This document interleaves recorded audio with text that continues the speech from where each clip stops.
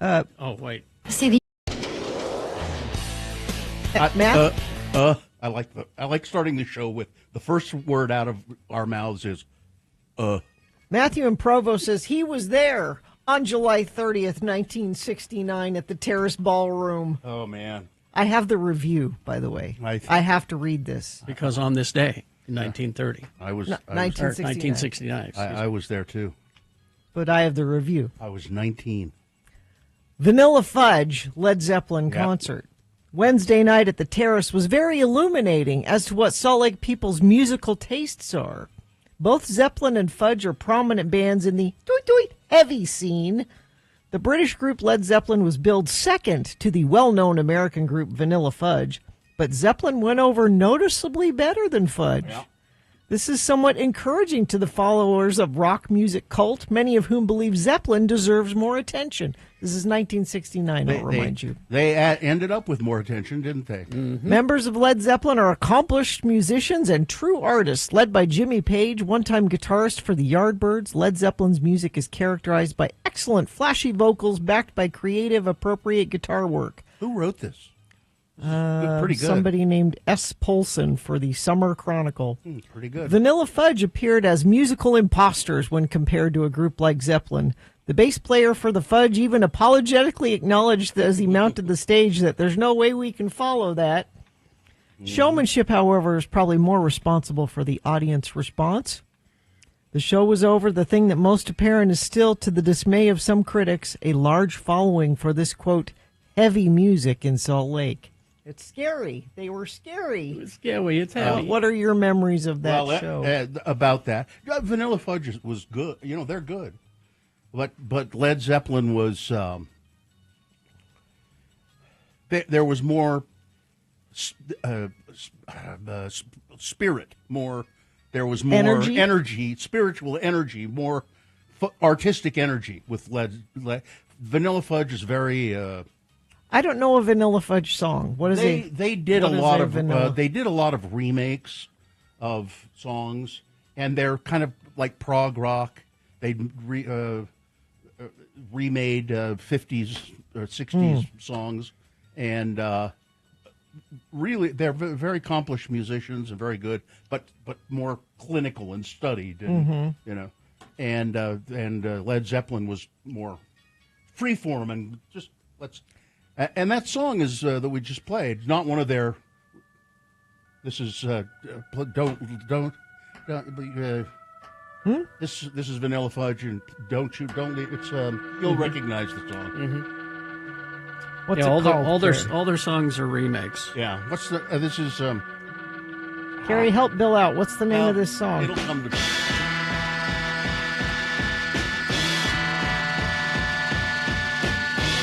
You don't keep me hanging on. Mm-hmm.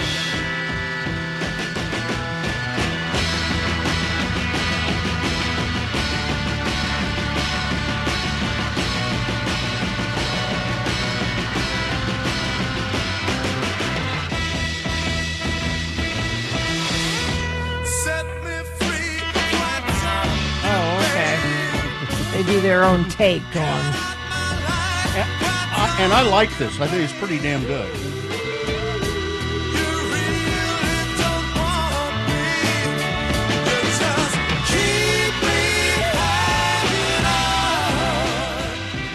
But you can see it's much more. It's very precise and set and.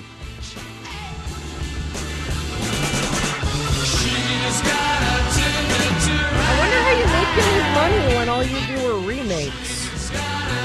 Apparently you don't. The members of the band went on to other bands and.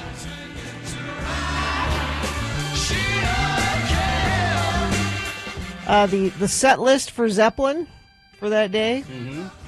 Train Kept a Rollin'. Mm-hmm. I Can't Quit You, Baby. Dazed and Confused. You Shook Me. How Many More Times? And Communication Breakdown. So the song we played, do you know the name of it? The pronunciation has always eluded me. I've found it here. Yeah. It's really. It says De Jamaica. It's not Dyer Maker? No. I always thought it was Dyer It's the Maker. Jamaica. It's based on an old joke in England where a guy says, "My wife just left me. She went to the islands," and the other guy says, "Jamaica." He says, "No, she wanted to go." Oh. That's communication breakdown.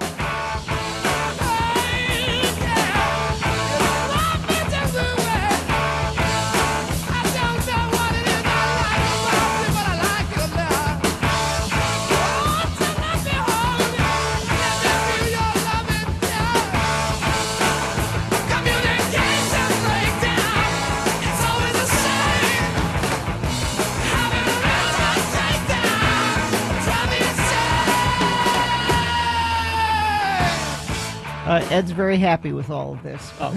He says thank you.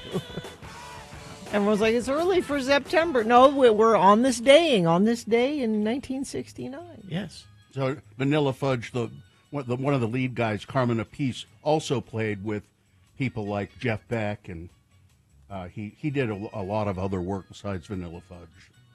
I just would like some Vanilla Fudge. Was it offered at their shows? It should have been. No, but it was offered in San Francisco. I saw the record label, the record in a window. Made out of fudge? No. Oh. Well, it sort of. I was looking in the window, and it was on Haight-Ashbury, and I was looking in the window, and it was late at night, but the record store had the lighted window, and I was looking at that Vanilla Fudge album cover, and then I said to myself, "Wow, this is really amazing. I can hear that record," and I'm just looking at it. I can hear it, and I went and I bought it when I got back home, and it wasn't what I heard. This has been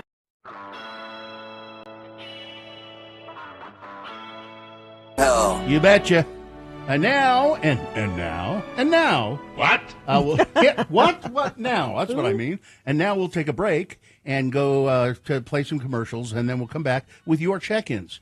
877-602-9696. That's the number to call and check in with us. 877-602-9696. You can also text us if you like. 33986. All right. Thank you very much. Zero res, Gina. If you get Vanilla Fudge in your carpet, what are you going to do? It's hard to get that out. Man. I'll just sit and stare at it. You call Zero Res. Or maybe you're like me and you have 2 golden retrievers. There's a lot of damage done when you have dogs, kids, pets. My kids shed. Yeah. You need a Zero Res to come clean not only your carpets, but they do air ducts too. Speaking of pets and pet hair and dander and things like that, up to 40 pounds of particles can accumulate in your carpets each year. You need to refresh it and get them clean a couple times a year. I would recommend, and have Zero Res be the ones to do it with their patented technology. They don't use detergents or harsh chemicals. That means it's safer for your kids and your pets, and that also means it dries faster and stays cleaner longer. If for any reason you're not happy, I don't know why you wouldn't be. Maybe they missed a spot. Up to 30 days after, they'll come by and make it right. They have a special now, 3 rooms of carpet clean for only $129 when you mention X96. Call 866-0RES or go online at 0.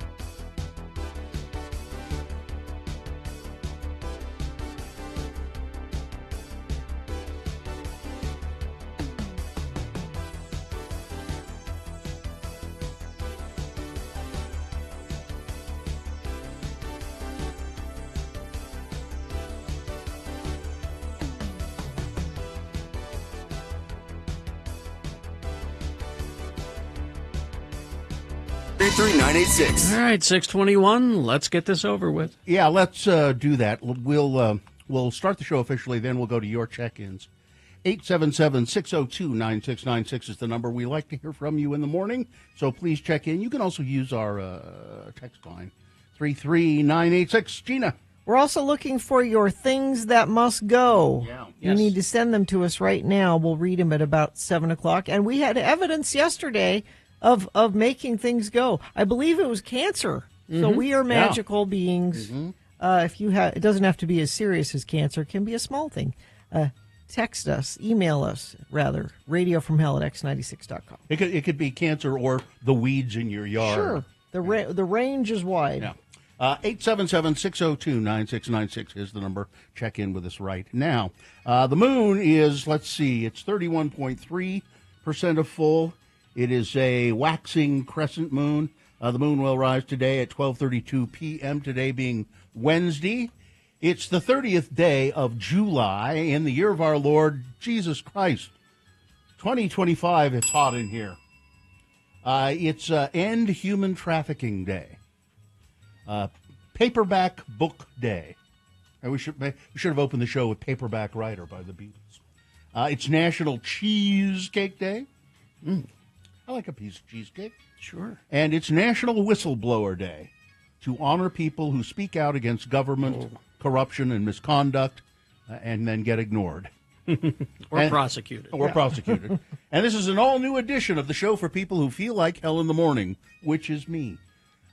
Kerry Jackson right there, one of the lords of morning radio. I'm Bill Allred. That's Gina Barberi over there. The Radio from Hell producer is Katie for short. We have, it's Ari and the new kid. Hudson. Hudson is in there as well. And, and the dog is in there in the producer's booth. And we're all sweltering. Mm-hmm. Woo. All right. Check-ins, 877-602-9696. Or you can text us, as we said, 33986. All right. Jocelyn from Sandy checking in. A good friend of the program, Allison Sabo, says, this music sounds like drugs. Drugs. It certainly is. Were you doing drugs at the Vanilla Fudge Led Zeppelin show, Bill? No, but I was in San Francisco looking in the record store window going, I can hear that record. It sounds like drugs. Let's see. Got line one there. Jared. Jared, good morning. And Roy, how are you? Doing good. Thanks for letting me listen. Yeah, what's up? I just want to say I've been under an immense amount of stress at work and at home, which is okay. But I just wanted to thank you guys for the show you put on. It is adequately distracting. And I want that. Can, that is our next billboard. Think about all that. Radio from Hell, adequately distracting. I love it. Write it down, Gina. I'm totally writing it down. That's Jared. That's great. Adequately distracting for 40 years. Yeah. I'm sorry you're having a hard time, Jared. Yeah, it's all right. You can coin that and have it. You guys, I think it was last week, Bill, I think you brought up the song Runaway with Del Shannon. Yeah. I don't know if you remember this. Yes. I had heard that song for years, but never knew who it was, and you just hear bits of it. So it's nice to finally hear who it was, and it was just a good pick-me-up. So I just thought about it. Like, you guys are great. You guys do an awesome job. Did you go listen to the whole song? I did. Yeah. I love it. I've listened to it multiple times since. It's a great song. Yeah, he had listened to a bunch of his other stuff. He was great. Awesome. All right. Well, All right. thank you guys. Thanks, Jared. And thank you. Yep. All right. See ya. Let's go to Braden. Hi, Braden. You're in Lee. Good morning, everyone. Lehigh. What's going on? I am headed to draw some blood. And question, is your guys' AC out again? Again. Well, it's limping. Yeah, it's an old system that occasionally gets patched up to work for a little while, and then it dies again. That's what we have. I think we all need to sign a petition. Harry, Bill, and Gina need AC in the summer. See, here's the funny part, is that we walk in here in the morning, the studio is warm, and Katie has to call the guy in charge of doing this. And it's not his fault. And it's not his fault. And then he says, I'm on it. Yeah. Why do we have to do this every morning? Because nobody's willing to just spend money and put in a whole new system. Yeah. All right. Well, Braden, thanks. I Thanks. appreciate My heart your. goes out to all of you. Thank you. Hey, Braden, what do you use to draw blood? Do you have a pencil or a pen, or what do you? Fangs? Okay. Fangs. That's a good one, Bill. I've never heard that. I'm sure. No. Well, thank you. I'm known for my tired jokes.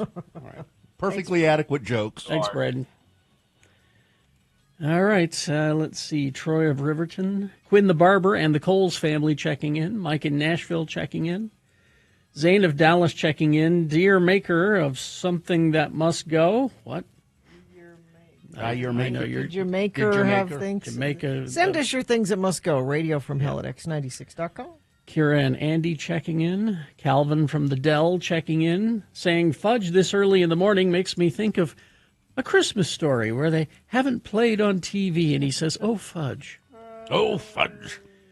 Retired Johnny checking in from Murray. Tron the Carpenter is on board. Mixer driver Shane from Orem. Meshach of Erda. Johnny B checking in, listening while getting ready to apply mortar to some diamond lathe to make a scratch coat for some thin brick and rock. See, that's where you lose me, Johnny. Mikel of Reno checking in. Tristan from the most west of Jordan's checking in. Dual streaming Radio from Hell and Ozzy's funeral. Is that happening right now? Yeah, in Birmingham. Okay. Midvale's Roused Hour with some traffic for you. Tim the Tree Guy checking in. Ramon, illegal FOP checking in. Still here. Hang in there, Ramon. Stay undercover. Yep. Sketchy Blake of Ogden. Holy hell, it's hot. Okay. Woodworker Willie. Lee in Midvale. I had to look up the Scopes Monkey trial. Very interesting. Lee, don't feel bad about having to look up the Scopes Monkey trial unless you're an attorney and you didn't know what You it didn't was. know what it was. Then you should be ashamed. And you should watch and dig up the movie about it. Inherit the Wind. It's called Inherit the Wind with Spencer Tracy and I forget the other guy, old actor. And it's really a good movie. While you're at it, watch Lord of the Rings. Did you know they were based on books? I thought it was kind of a new phenomenon. Yeah. God, they're stupid over there. Yeah. Chelsea and Cody checking in. Patrick, the friendly neighborhood middle school teacher. Cindy of Sunset. Jana of Layton checking in. Metal Shop Mark here in Tooele now. I run the mill, so I'm a machinist. Oh, okay. Well, let's begin then, shall we? All right. Well, I just said Midvale's Roused Hour checking in I-250 North at the 201 exit. A bit sluggish due to construction. Thank you for that. And whatever you're seeing on the roads, please share it with us if it's safe for you to text 33986. UDOT not reporting anything so far this morning. All right. Thank you very much. We will take a break. We'll be back after some messages and a song with Big Boy News and Opinuendo. And Frank Christ presents They're Fine, They're Just Fine, the Dead Celebrity Game.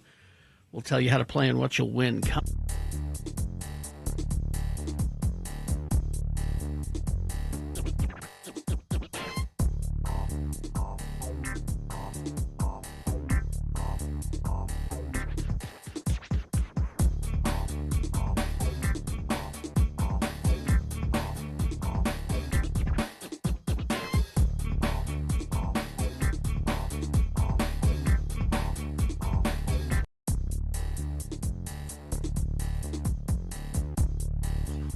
So, Gina, Yes. you went to the rodeo.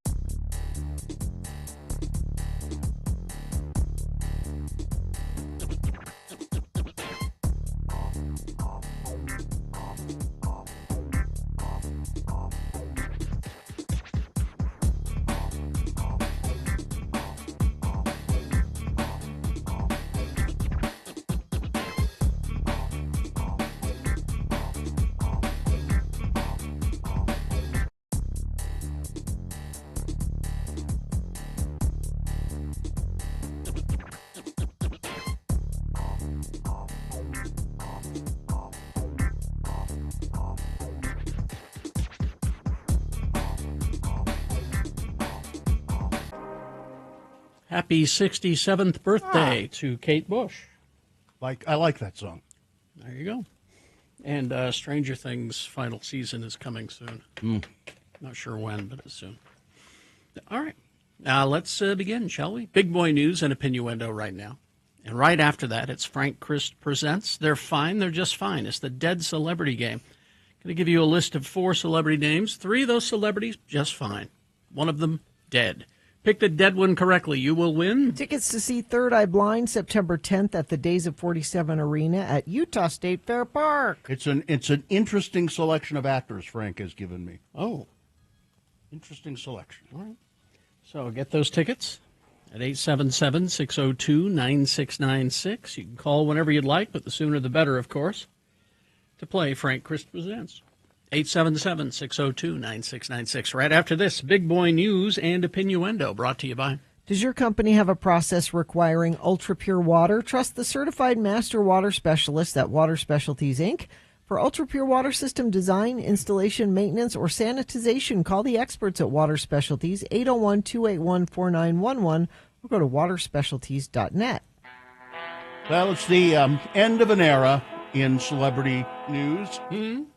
The demise of E! News, which will air its final TV broadcast September 25th, marks the latest nail in the cable TV's coffin, it says here. But for a generation raised on the daily cable show's addictive formula of breaking Hollywood headlines and marathon red carpet remotes, it signifies something so much more, the end of a golden age for celebrity news. Things are sadly just so different these days because of how television has shifted, notes Jason Kennedy, one of E! News' longest tenured anchors, having shared the desk with, Giuliana Rancic. Remember that? Yeah. I do. Yeah, she's famous. Not a lot of people come home and watch the news anymore, especially on cable, he said. That's true.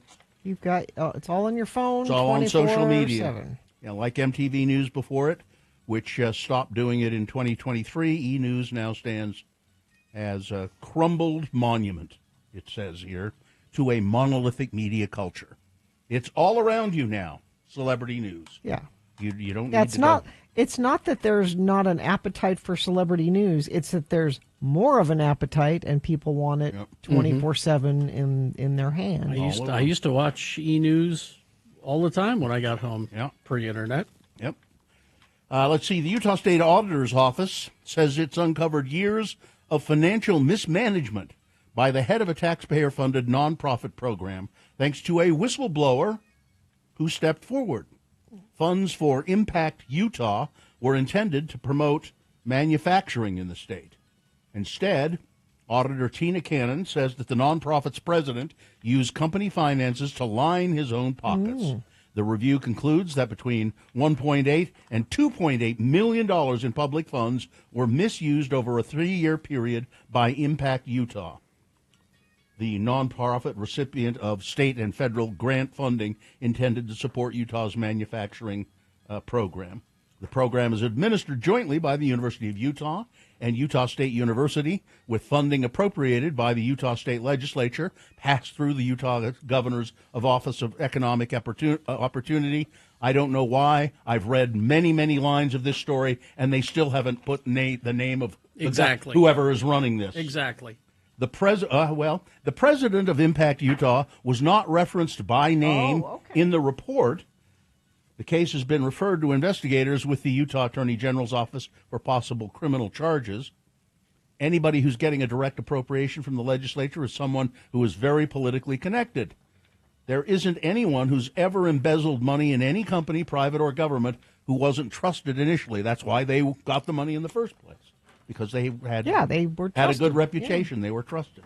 So it's not naming, I guess the report has not named whoever this person is. I guess you could look up Impact Utah and find out who it is. It's small I, big M, PACT, Utah.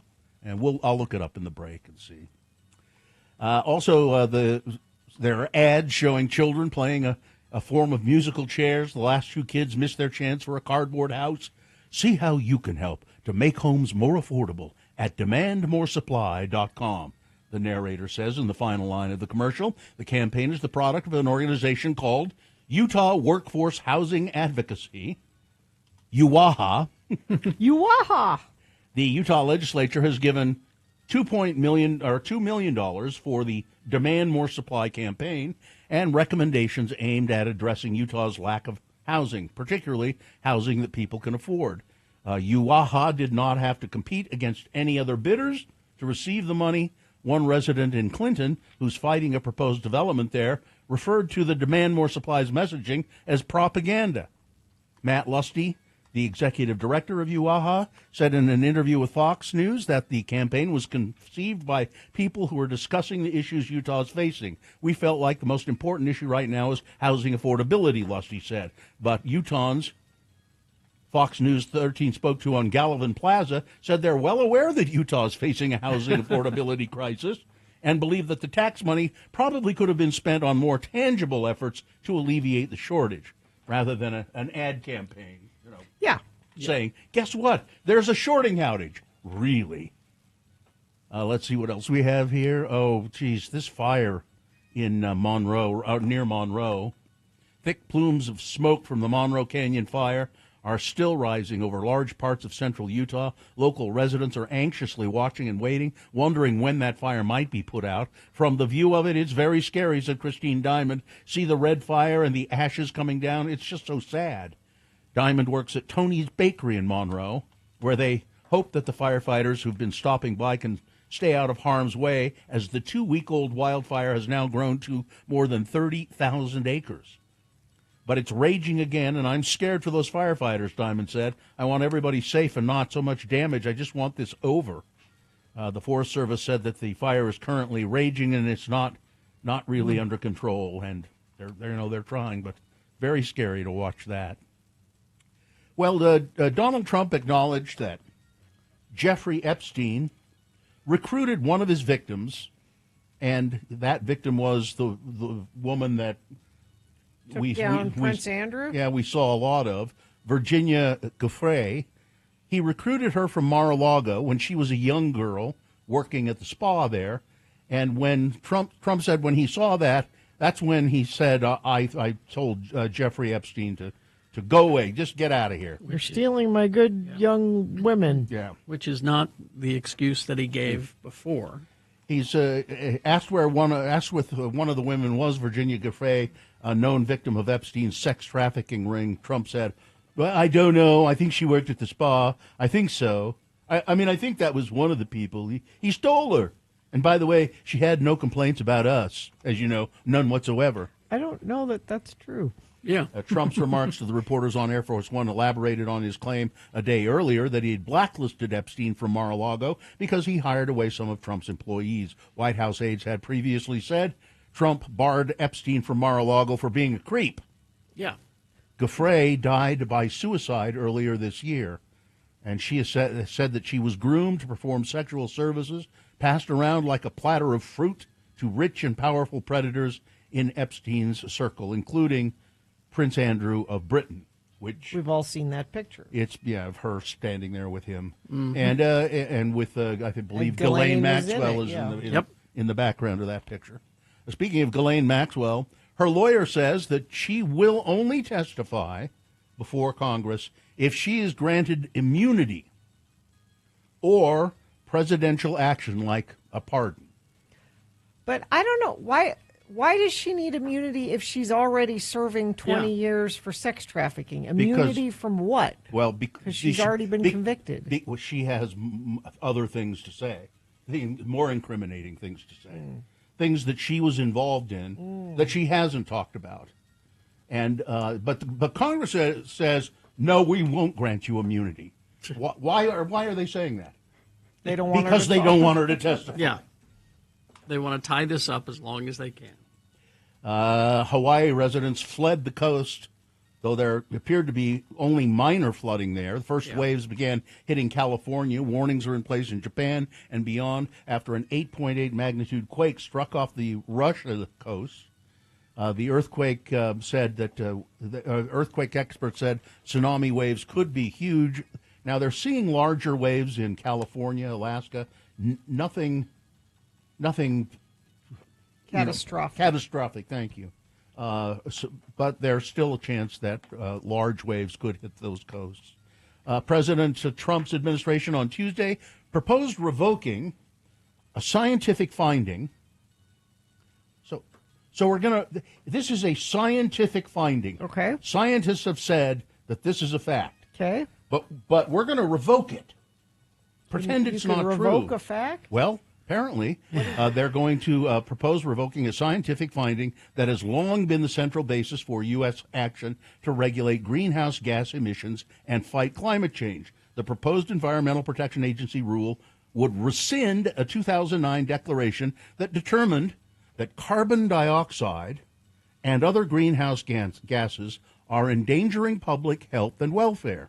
The endangerment finding is the legal underpinning of a host of climate regulations under the Clean Air Act for motor vehicles, power plants, and other pollution sources that are heating up the planet. EPA Administrator Lee Zeldin announced the proposed rule change on a podcast ahead of an official announcement set for Tuesday in Indiana. Repealing the endangerment finding will be the largest deregulatory action in the history of America. So, he said proudly. He's proud of that. Yeah. We're deregulating. We're going to pretend that this scientific fact is non-existent, and we're going to let the pollution continue. Nice. One more. Not if it's like that. No, I got to go. Here's a good one. Well, it's kind of sad. I had never heard about this place. Los Angeles is losing a cultural landmark. The city's oldest continuing operating restaurant and bar, Cole's French Dip. Oh, I've heard of that. Will be closing August 2nd unless a new owner comes to the rescue. Cole's sits below sidewalk level in downtown LA's Skid Row, which means you sometimes have to step over somebody laid out on the pavement if you want to go into it. It's an old-time big wooden saloon-style bar, penny-tiled mosaic flooring, vintage lamps, red wine, flocked wallpaper, hanging. And they claim that they are the people who invented the French dip sandwich. Now, that may or may not be. They've been there 120 years, I think. Oh, you something like that. Since 1908. There's a picture in the men's room above a urinal of Charles Bukowski, the poet. So the urinal is dedicated to Charles Bukowski. But you can get yourself a French dip sandwich and a really stiff old-fashioned. Mm. And sounds good to me. I wish we could just run down there tomorrow. Mm-hmm. You get the roast beef and cheddar. You get the dip. You get an old-fashioned. I can't believe you're not eating the whole thing. Cole's, if a new owner doesn't step in, they claim they invented the French dip in 1908. It's amazing. I've never heard of this place. I wish I'd known of it and gone there. I've heard of it. All right. Never went though. Meant to. 1908. Huh. Nice sign too. Yeah. All right, that's it. Sports, weather, traffic. Real Salt Lake has a midweek Leagues Cup game. It's the group stage against Club America at 7:30 today. Linda Hogan has spoken out following the death of her ex-husband, Hulk Hogan, responding to a post she initially shared. Did she say, I'm glad he's gone? No, she said, this is they're divorced. She said, it's hitting me so hard. I loved Hulkster more than he loved me. It hurt when he cheated, but he was just so famous. I understood why he did it. What? That's really sweet. Isn't that awful? Oh, that's sweet. Oh, I wish you hadn't cheated on me, but gosh, you're just so you can't help it when you're so famous. Yeah, that's right. You have to cheat. They let you do it. They just, when you're famous, they let you do it. It's the opposite of that, isn't it? Yep. It's the other side of that. So Jeez. And she's like, I love the Hulkster. There you go. Major League Baseball yesterday. Wouldn't you like to be that loved? I mean, no. Athletics 6-1 over the Mariners. Bills Pirates 3-1 over the Giants. Padres 7-1 over the Mets. Astros beat the Nationals 7-4. Marlins 5-0 over the Cardinals. Angels 8, Rangers 5. That is your sports weather. It is hot, hot, hot. 99 today. Jesus. 67 overnight, 96 tomorrow, 94 Friday. There, it's a little cooler. Everything's fine. It's just fine. And I mean, we had those a few little thunderstorms pop up yesterday. Mostly didn't do much. Oh, I didn't even see. Did you see any of it? I didn't. Just it got a little cloudy and Not maybe a that little way. spotty sprinkle, but not enough to change things, I'm afraid. Let's see. Traffic's looking great this morning so far. I have no accidents to tell you about. Let me check our message stream. Friend of the program says, heavy traffic 4th southbound. Love, Sid. Thanks, Sid. Have a good day. Yeah, if you see something like Sid did, you can text it to us, 33986. The Summer Showdown continues this weekend with Holy Motors versus Pan's Labyrinth. Which film is weirder? These two will equally blow your mind in ways you don't expect. See them on the big screen both nights. Get tickets and showtimes at slfstix.org. Oh, Frank, when you leave after this segment, have you got room in your sidecar? For you? For me. I don't think you want to do that.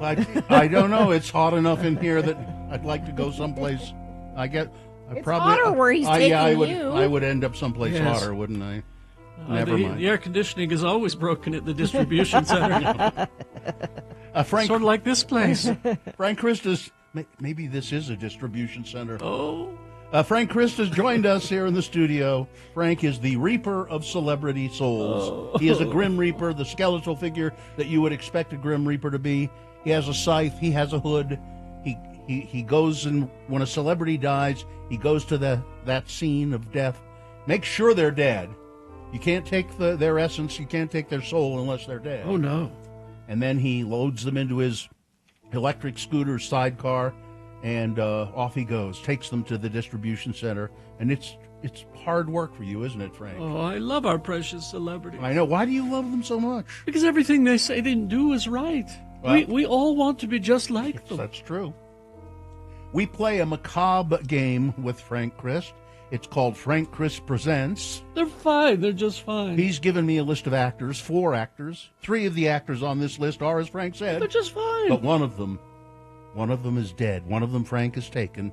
And it's the contestant's job to discover which is the dead actor. Yes. Who do we have? Shelley is here. Shelley, good morning. How are you? Good. Good. That's good to know. Shelley, you know how the Yes. game works, right? Yes. All right.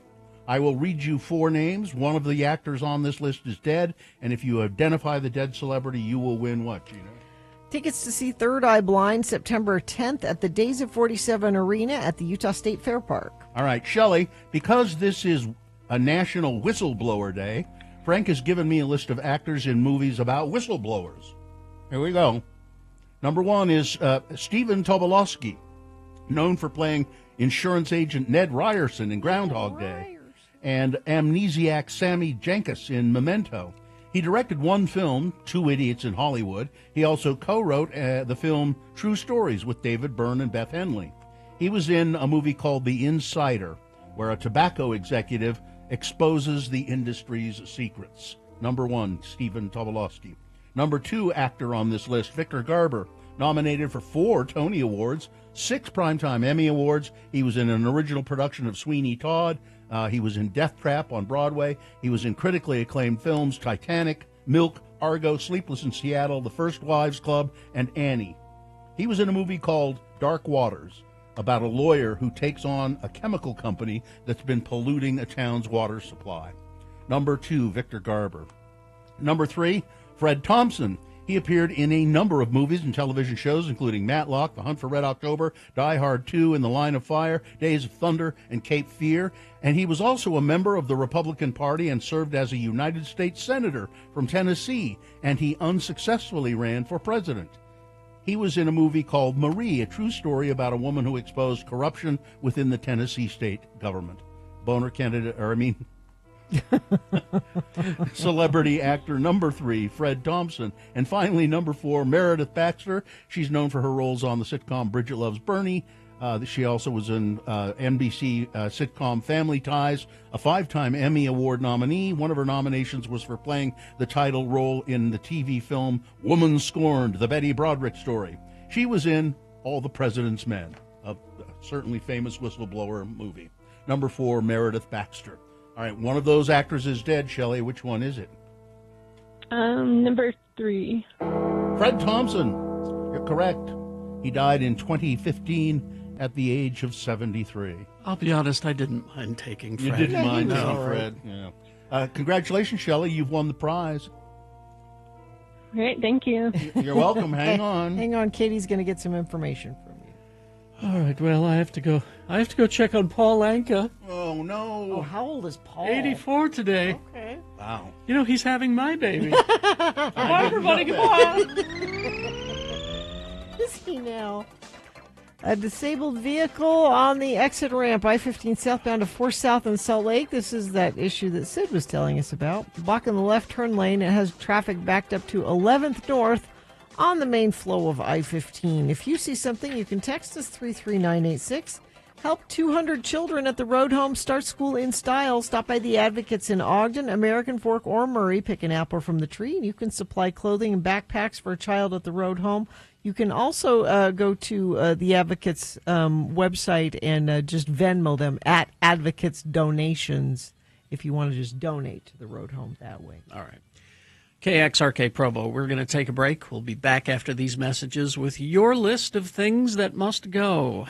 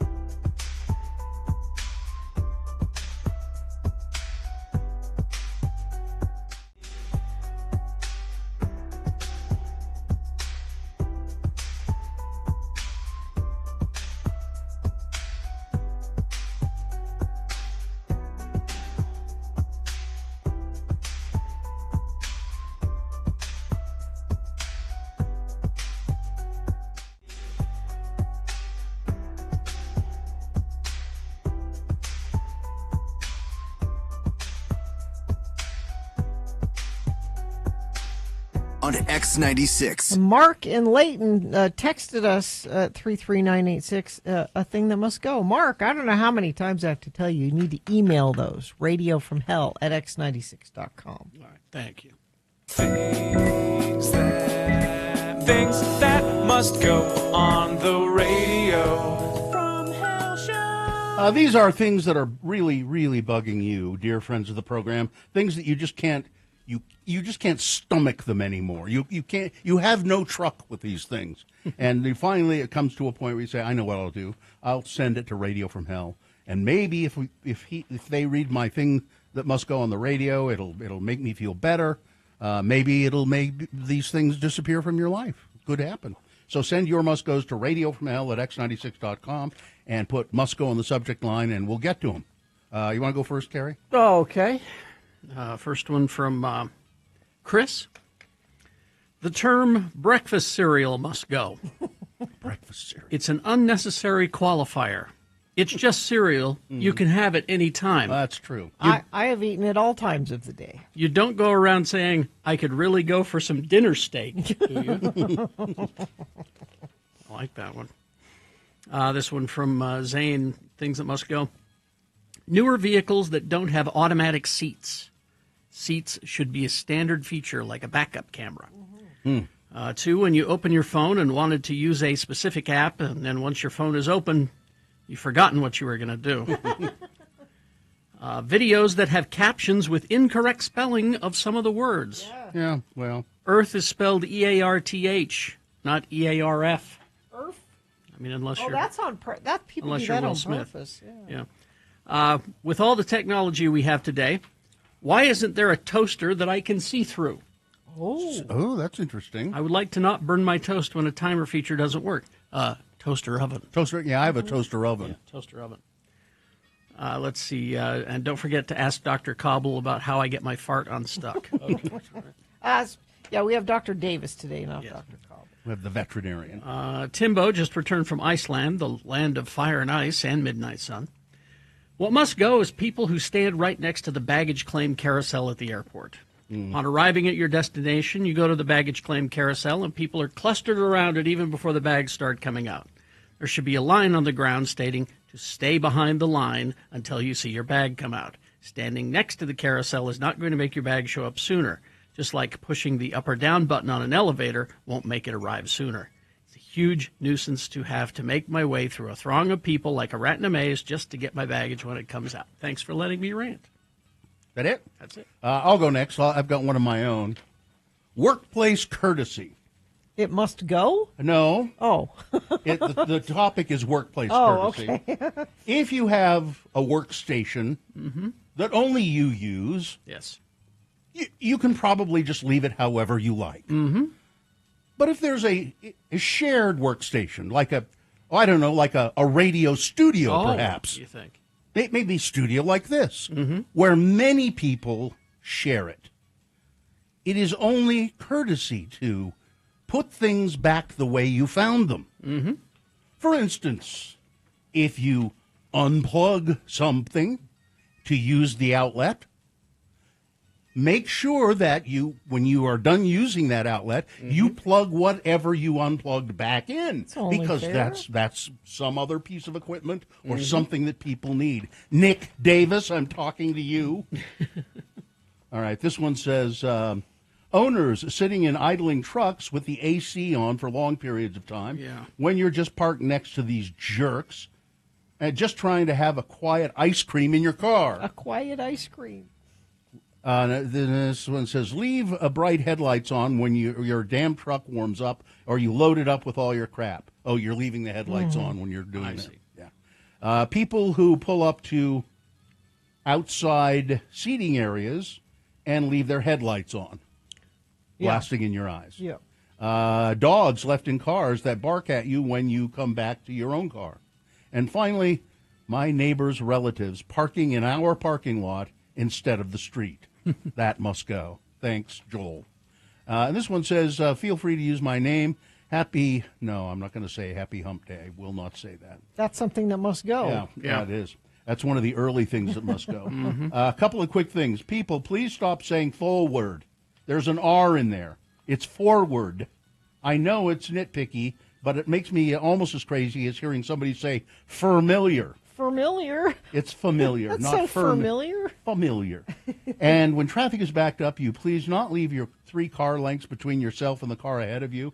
I find myself trying to squeeze past a car so I can get into the left turn lane only to find it's because the driver left a full car length or more in front when they could have made room for me. Thanks for making my mornings brighter. Don't ever leave us. You give me ulcers every time you stop talking about contracts for that scary week or two. Well, I can talk about it if you'd like. Brent, or I would just say we didn't really talk about contracts because we don't have one. Not right now. We We're don't out have of contract. All right, Gina. This is from our friend Librarian. Accidental drownings must go. She mentions a couple of them here. One of them is Chase Childers, former Georgia police officer and Major League Baseball player. Childers dove in to save a struggling family. He succeeded, but he lost his life in the process. Witnessed by families of the victims, the Childers widow had to do a GoFundMe to be able to take care of her family. Please pay our police officers a living wage. Insomnia and imposter syndrome. Please, brain, just stop it. Anxiety. Screw your negative comments in my head. And private holiday fireworks before and after the provided days after curfews. It's great for you. You don't have to work the day after the holiday, but some of the rest of us do. Please, Magic Box, by the power vested by the Lords of Morning Radio, please make this thing go, Librarian. This from Sherry. My thing that must go is my son having an autoimmune disease. Every time he begins to feel better, he ends up having something new happening. Today he had surgery for an issue that isn't caused by the disease. Will he ever catch a break? When he was in high school, it was the pandemic. He completed 1 year of college before getting diagnosed. I'm worried he's going to lose his job for missing work. He's got a lot going on. Please make this go away. Jeez. And finally, this from Austin. Vacation rentals and hotels that don't have enough towel hooks for the number of guests that are staying there. If it accommodates 10 guests, there might be only 4 towel hooks. So now we're hanging them on doors and chairs and wherever else we can find to hold a towel. Also, I'm in text groups for my kids' soccer teams. Often a parent can't take their kid to practice, so they'll ask the group if someone can pick up their kid. What must go is when a parent responds, and then they use the group text to coordinate the pickup. We all get too many texts. Can't you take that private and not include all of us in all of your arranging? Thanks, Austin. Things that must go on the radio. From Hell Show. Disabled vehicle at the exit ramp I-15 southbound to 4 South blocking the left turn lane. It's a crane that's blocking the lane. Traffic is at a crawl on the freeway coming out of North Salt Lake due to the backups. Crash eastbound I-80 at East Canyon exit blocking the Gore area coming around a blind curve. Traffic is backed up more than a mile through there. Crash northbound SR-36 at the I-80 merge. It's on the right shoulder tucked behind the construction barrels. And let's see. Nobody sent anything in via text for a while, but you certainly can if you see something. 33986 is where you do that. Thank you very much. So we've got boners for you to vote for coming up. Here they are. Boner candidate number 1. Did the camera really have to zoom in? Boner candidate number 2. If you want a refund, you're going to have to find a way to contact your dead husband. And boner candidate number 3, a profound moral failure. All right.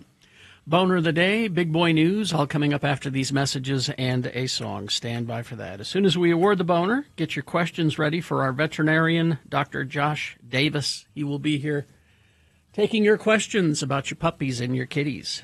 So stay tuned for that. Beat Gina on the way as well.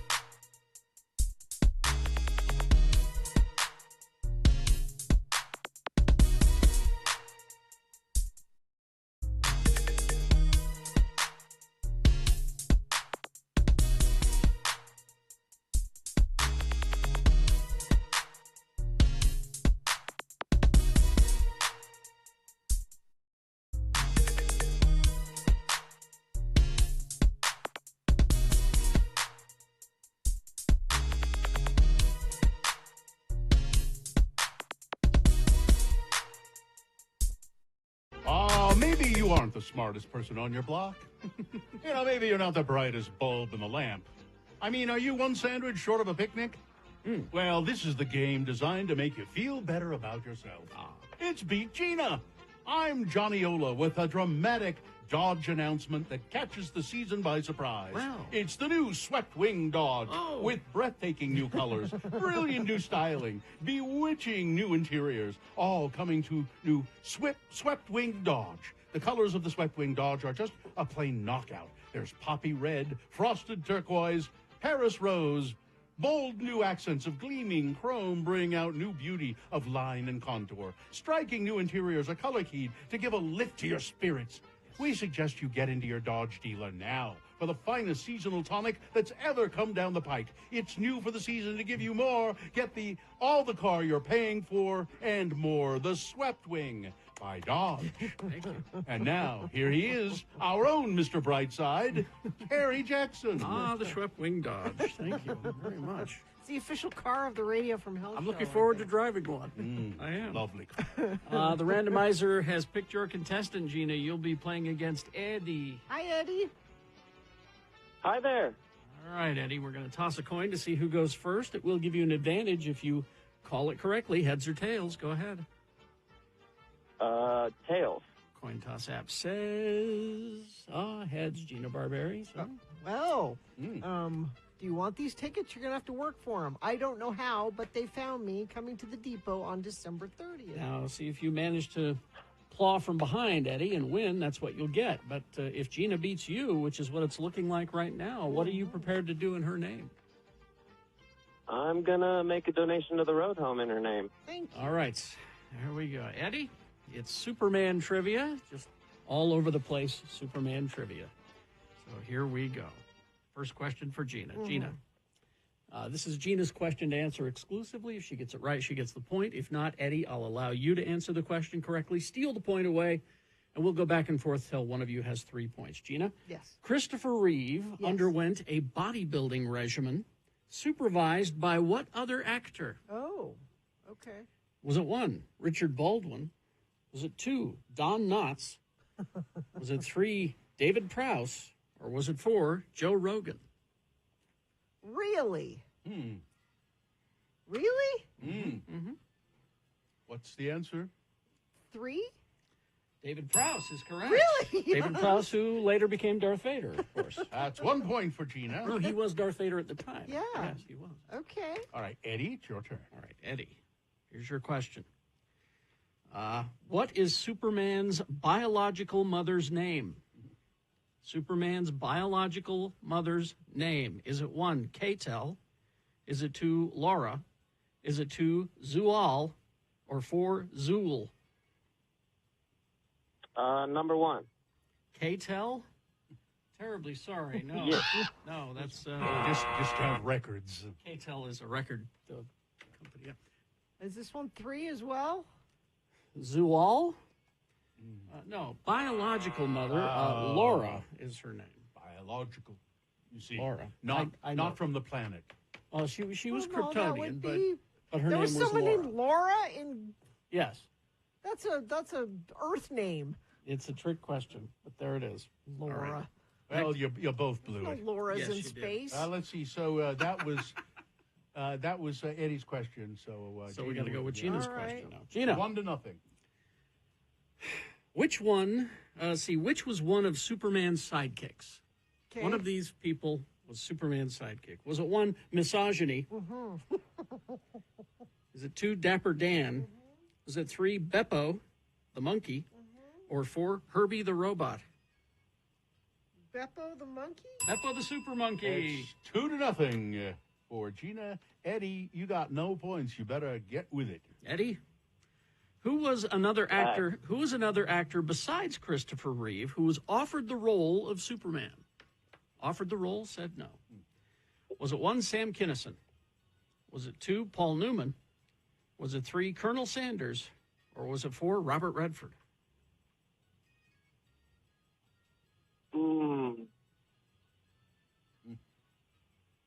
Number 2. Paul Newman. All right, you're in the game still, Eddie. We go back to Gina. It's 2-1. Gina, Yes. I'm going to throw you another name here and see how you do. All right. What is Clark Kent's middle name? Yes, Clark Kent has a middle name. Okay. Is it 1, Casbah? Is it 2, Joseph? Is it 3, Tiberius? Or 4, Thomas? Oh. 2. Joseph is. Oh, And Gina wins the game. Oh, Eddie. That was a Sorry, rough Eddie. one, Eddie. Oh, Eddie. I feel bad for Eddie. I feel so bad for Eddie that even though I beat him, I am going to give him these tickets to, I don't know how, but they found me, coming to the Depot December 30th. Congratulations, Eddie. Hang on the line. Thank you. You're welcome. Someone will help you with your prize. Listen, I've got to go get up to something.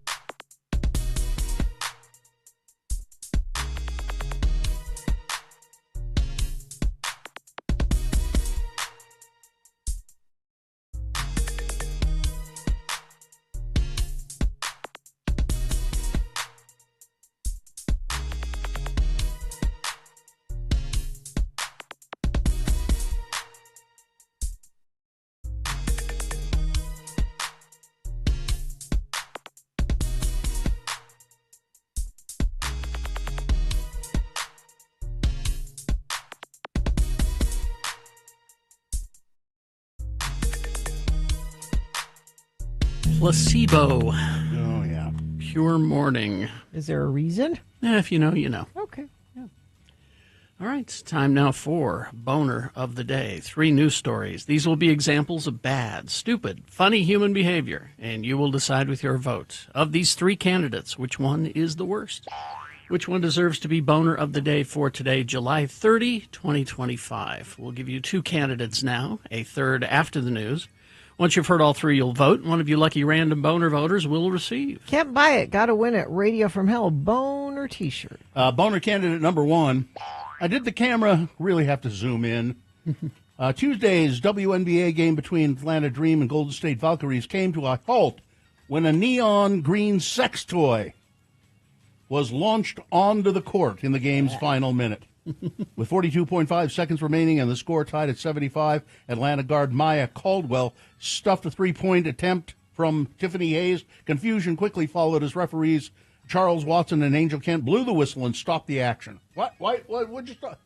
Cameras zoomed in, revealing an object that nobody expected. A bright green phallic sex toy. I didn't know they came that color. I That didn't know they were available in that shade. Gina, they're available in all the colors of the rainbow. Yep. It's a wonderful world we live in. Whatever your favorite color, you can get it. You can get it. It turned out to be this bright green adult sex toy lying near the sideline. Well, this is a first, one stunned broadcaster said as game footage showed the object bouncing across the hardwood mid-floor. We don't play that. There's no room for that ever. Replay footage showed the object descending from the sky onto the court, bouncing on, impact from the foul line, skidding toward the sideline. Cameras also caught Jordan Canada's shocked reaction after witnessing what happened. Now, the boner candidate here is whoever did that, but also the fact that the camera crew zoomed in on the object on the floor. Yeah. You know, Because there's a standing rule in the booth where, like, if a streaker happens, you know, Yeah. somebody goes running naked, You don't want to encourage you never this. encourage that. If someone runs onto the field, even clothed, the camera is supposed to pan away, Yeah. so you don't encourage that. Don't give them their 2 seconds of fame. Yeah. but in this case, the camera zoomed in on the sex toy so everybody could see exactly what it is. Did the camera really have to zoom in? Boner candidate number 1. Here's boner candidate number 2. If you want a refund, you'll have to find a way to contact your dead husband. A widow was left in tears when Ryanair, which is an Irish airline, refused to refund her dead husband's £827 ticket flight, money, telling her he needed to complain from beyond the grave. What? Yvonne Shields' husband, Colin Shields, booked his flight to Venice, Italy last year and was meant to fly out in September to represent Scotland at a power chair football match. Colin was was a tetraplegic after he had an accident 14 years ago. He needed 2 essential carriers to accompany him on the flight, whose tickets he paid for. But when Colin tragically died due to a brain bleed in April of 2025, Yvonne contacted Ryanair customer support and said, "My husband died. I would like a refund, please." Mm-hmm. She was told that she could not get a refund for the carrier's tickets, as it was against Ryanair policy. So the people that were there to help him couldn't get a refund for that, and you couldn't get a refund for her husband. She was promised a refund. Oh, no, she was promised a refund for his ticket, $258 or pounds. But they wouldn't give her a refund for the other 2 people who didn't go. Who were supposed to travel with him. But they didn't go. Yeah. Yvonne said, "What do you?" She said, "You're going to have your husband talk to us about this."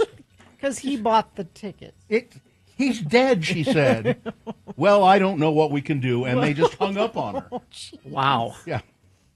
So finally, somebody from Ryanair did get a hold of her and said, "We're sorry that you had to go through that," and they refunded the money. She should be able to fly free for life after being treated that way. It was just terrible. Boner candidate number 2, if you want a refund, you'll have to find a way to contact your dead husband. Coming up in a moment, boner candidate number 3, a profound moral failure. Boner candidate number 3 coming up after this. Big Boy News and Opinuendo, brought to you by Salt Lake Acting Company's summer show, The Secret Lives of the Real Wives in the Salt Lake Hive, runs now through August 17th. This production is a cabaret-style show with table seating and theater seats. You can bring your own food and drink. Get tickets at saltlakeactingcompany.org. Well, I hope this is true. It looks as though maybe Pamela Anderson and Liam Neeson are having a relationship. You don't think this is just promoting the I don't movie? know. I mean, they're in The Naked Gun. They're the 2 actors that they shared a friendly kiss while walking the red carpet at the London premiere last week. And Anderson and Neeson continued to behave very flirtatiously. And when they stopped by NBC Today on Tuesday, before the interview commenced, the pair pretended to kiss passionately. Then co-host Craig Melvin interrupted them. But I hope that they're having a little something. Liam Neeson, he deserves. I bet you. So they're doing The Naked Gun with him. Yeah. Yes. As like the what was Frank Drebin. Leslie Nielsen. Leslie Nielsen. He's a great choice for that. Yeah, because Leslie Nielsen was a straight, serious actor. Well, he was sort of a romantic lead in his early days, and then he was. But Liam Neeson, he can do. He's going to be great. I don't believe that they're having You don't think? a relationship. Well, I'm not. This one I could be or could not be. Definitely the Tom Cruise Anna de Armas thing. Mm-hmm. That's not real. That's all made up. There's no way that's real. It's interesting to see these pictures of Pam Anderson. It doesn't look like Pam Anderson Well, she's anymore. stopped wearing makeup, and Yeah. it's her new way of being. But she looks lovely. Park rangers are reminding Yellowstone National Park visitors to remain on all boardwalks and designated trails There are signs everywhere telling you to do that. because a teenager suffered significant thermal burns to his foot and ankle near a popular geyser. Emergency crews responded to a report of an injury on Monday, park officials said. Rangers said a 17-year-old boy had ventured into the thermal area off the boardwalk by Lone Star Geyser, located southeast of Old Faithful, and his foot broke through the area's thin crust. Yeah, which is why they tell you and not went to walk on down it. into the, and it says that his foot suffered a significant thermal burn. My guess is most of it was burned off. Yeah. That stuff is just They're going to have to. People are so stupid. They're going to have to just stop letting people walk out there altogether. Like, Not even on the boardwalk. Just Yeah. you can watch from afar. That's as close as you can get. I think maybe they're going to have to just not let people into Yellowstone. I think that's the only solution. Don't let people go to Yellowstone because once it blows up, well, yeah, the caldera. the caldera. Yeah. Once it blows up, it won't be a problem. Salt Lake City Mayor Aaron Mendenhall has ordered an immediate audit of city-owned property. Days after a fire sparked on city land destroyed 24 apartment units in Mill Creek. According to Mendenhall spokesperson Andrew Wittenberg, departments will assess all properties that the city owns or is responsible for to assess the conditions of the property under review. Salt Lake City Code states that weeds on city property should not exceed 6 inches. A week before Friday's Mill Creek fire, the city was warned that the growth on the land next to Willow Glen Apartments was over the limit. A lawnmower used by crews sent to cut the overgrowth later sparked the fire that quickly grew in size. The property caught fire and is now just totally destroyed. And I wonder when the lawsuits against the city are going to start. Because you know that's coming. Yep. The Utah Board of Pardons and Parole is granting a commutation hearing to convicted murderer Ralph Menzies, who is scheduled to be executed on September 5th. Menzies is facing a firing squad execution for the 1988 kidnapping and killing of Maureen Hunsaker. His lawyers have been petitioning for the execution to not be carried out because Menzies has severe dementia. They requested clemency through the board, which responded Tuesday with its decision. The board will hold a public hearing in which they will consider commuting his sentence from death to life in prison without parole. Let's see. The Senate, oh, God. Just look at a picture of this guy. Who? Emile Beauvais. Oh, yeah, he's gross. Yeah. Yeah, he looks like a... I saw, so most of the pictures you see of him, he's not smiling. I saw a picture of him smiling. He looked even creepier? Creepier and scarier. Wow. The Senate has confirmed former Trump lawyer Emile Beauvais, 50 to 49, for a lifetime appointment as a federal appeals court judge, as Republicans dismissed whistleblower complaints about his conduct at the Justice Department. A former federal prosecutor in the Southern District of New York, Beauvais was on Trump's legal team during his New York hush money trial and defended Trump in 2 federal criminal cases. He will serve on the 3rd U.S. Circuit Court of Appeals, which hears cases from Delaware, New Jersey, and Pennsylvania. There he is, x96.com/live. He's so creepy. That's evil. That's the personification of evil right there. I'm not a monster. Yeah. He's So he apparently told prosecutors, whatever they demand in terms of subpoenas, and whatever judges demand in terms of subpoenas, or just ignore the court orders. Yeah. And he was awful. And now lifetime position. There he is. Yeah. Donald Trump is seriously considering giving Sean Combs a full presidential pardon. Yeah, of course. Nearly 2 months after Trump publicly entertained the notion of a Diddy pardon in an Oval Office gaggle, a comprehensive get-out-of-jail card for Combs is seriously considered. An administrative source said that, yeah, go ahead, pardon him, why not? Over 60,000 Palestinians have been killed in the 21-month Israel-Hamas war. Gaza's health ministry said that figure on Tuesday. At least 77 people were killed over the past 24 hours. Most of them were killed because they were looking for food. Israel's offensive, launched in response to the awful Hamas attack on October 7th. Israel's response has destroyed vast areas of Gaza, displaced about 90% of the population, fueled a catastrophic humanitarian crisis, and about, they say, 60,000 people have died, and more. There will be more to come. Yeah. Starbucks is going to close up to 90 locations by the end of 2026, but you won't notice it because there are so many. Exactly. 90 is nothing. You may have to walk a block further. Yeah. And Ozzy Osbourne's funeral is going on right now. Oh, it's so sad. Sharon's just... But I just wanted to read this beside herself headline from KSL.com. Ozzy Osbourne, Black Sabbath's bat-biting frontman, dies at 76. bat-biting frontman. That's the headline. All right.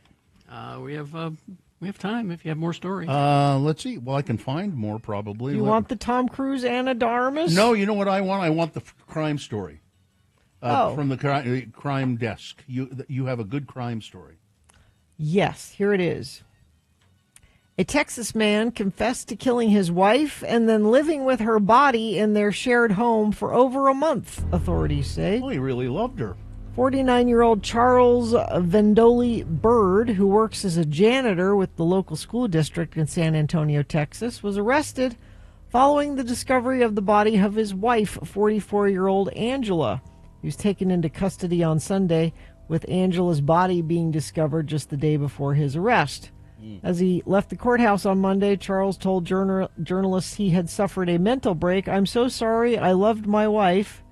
According to police, they arrived at the Bird residence on Saturday and could strongly smell decomposition. Upon entering, they discovered a body wrapped in plastic, carpet, blankets, and secured with ratchet straps. Ooh. Police believe the body is Angela. We think that's Angela. We're not. It's that far gone. We're not sure yet. It's yet to be confirmed by a medical examiner, along with her cause of death. He's been cooperative with law enforcement, admitting that he and his wife got into a physical fight on June 16th that, quote, led to her death. We don't know exactly what happened, but he kept her around because I just love her so much. Oh, jeez. Yeah. Okay, finally this. Noah Hawley screening some scenes from his upcoming FX series, which expands the Alien universe, the Alien saga, into a new tale that delves into AI, corporate greed, and class warfare. He's screening a scene from it. Lights come up, and Noah Hawley said, "Sorry." Meaning it's bad? No. Oh. It's grim. It's very grim. Oh. Yeah. I thought he was apologizing because No. it wasn't good. No. Oh. Everybody sat there and went, "Oh, my God." "Oh, geez, really?" And he goes, Sorry. I'm sorry. He's apparently What's the it's story? I don't remember. Well, it takes place a couple of years before the original Alien. Yeah. And one of these corporations has been out in space, and it's found like 5 different versions of the xenomorph. And they're bringing it to Earth, and another corporation with their rockets shoots down the ship. And so the ship crashes, the aliens get out. Oh. But it's a city filled with android people. Okay. You like Ash. Yeah. So, yeah, that's the plot. and it's pretty much it has to do with corporate greed. It has to do with people with no ethics at all. Yeah.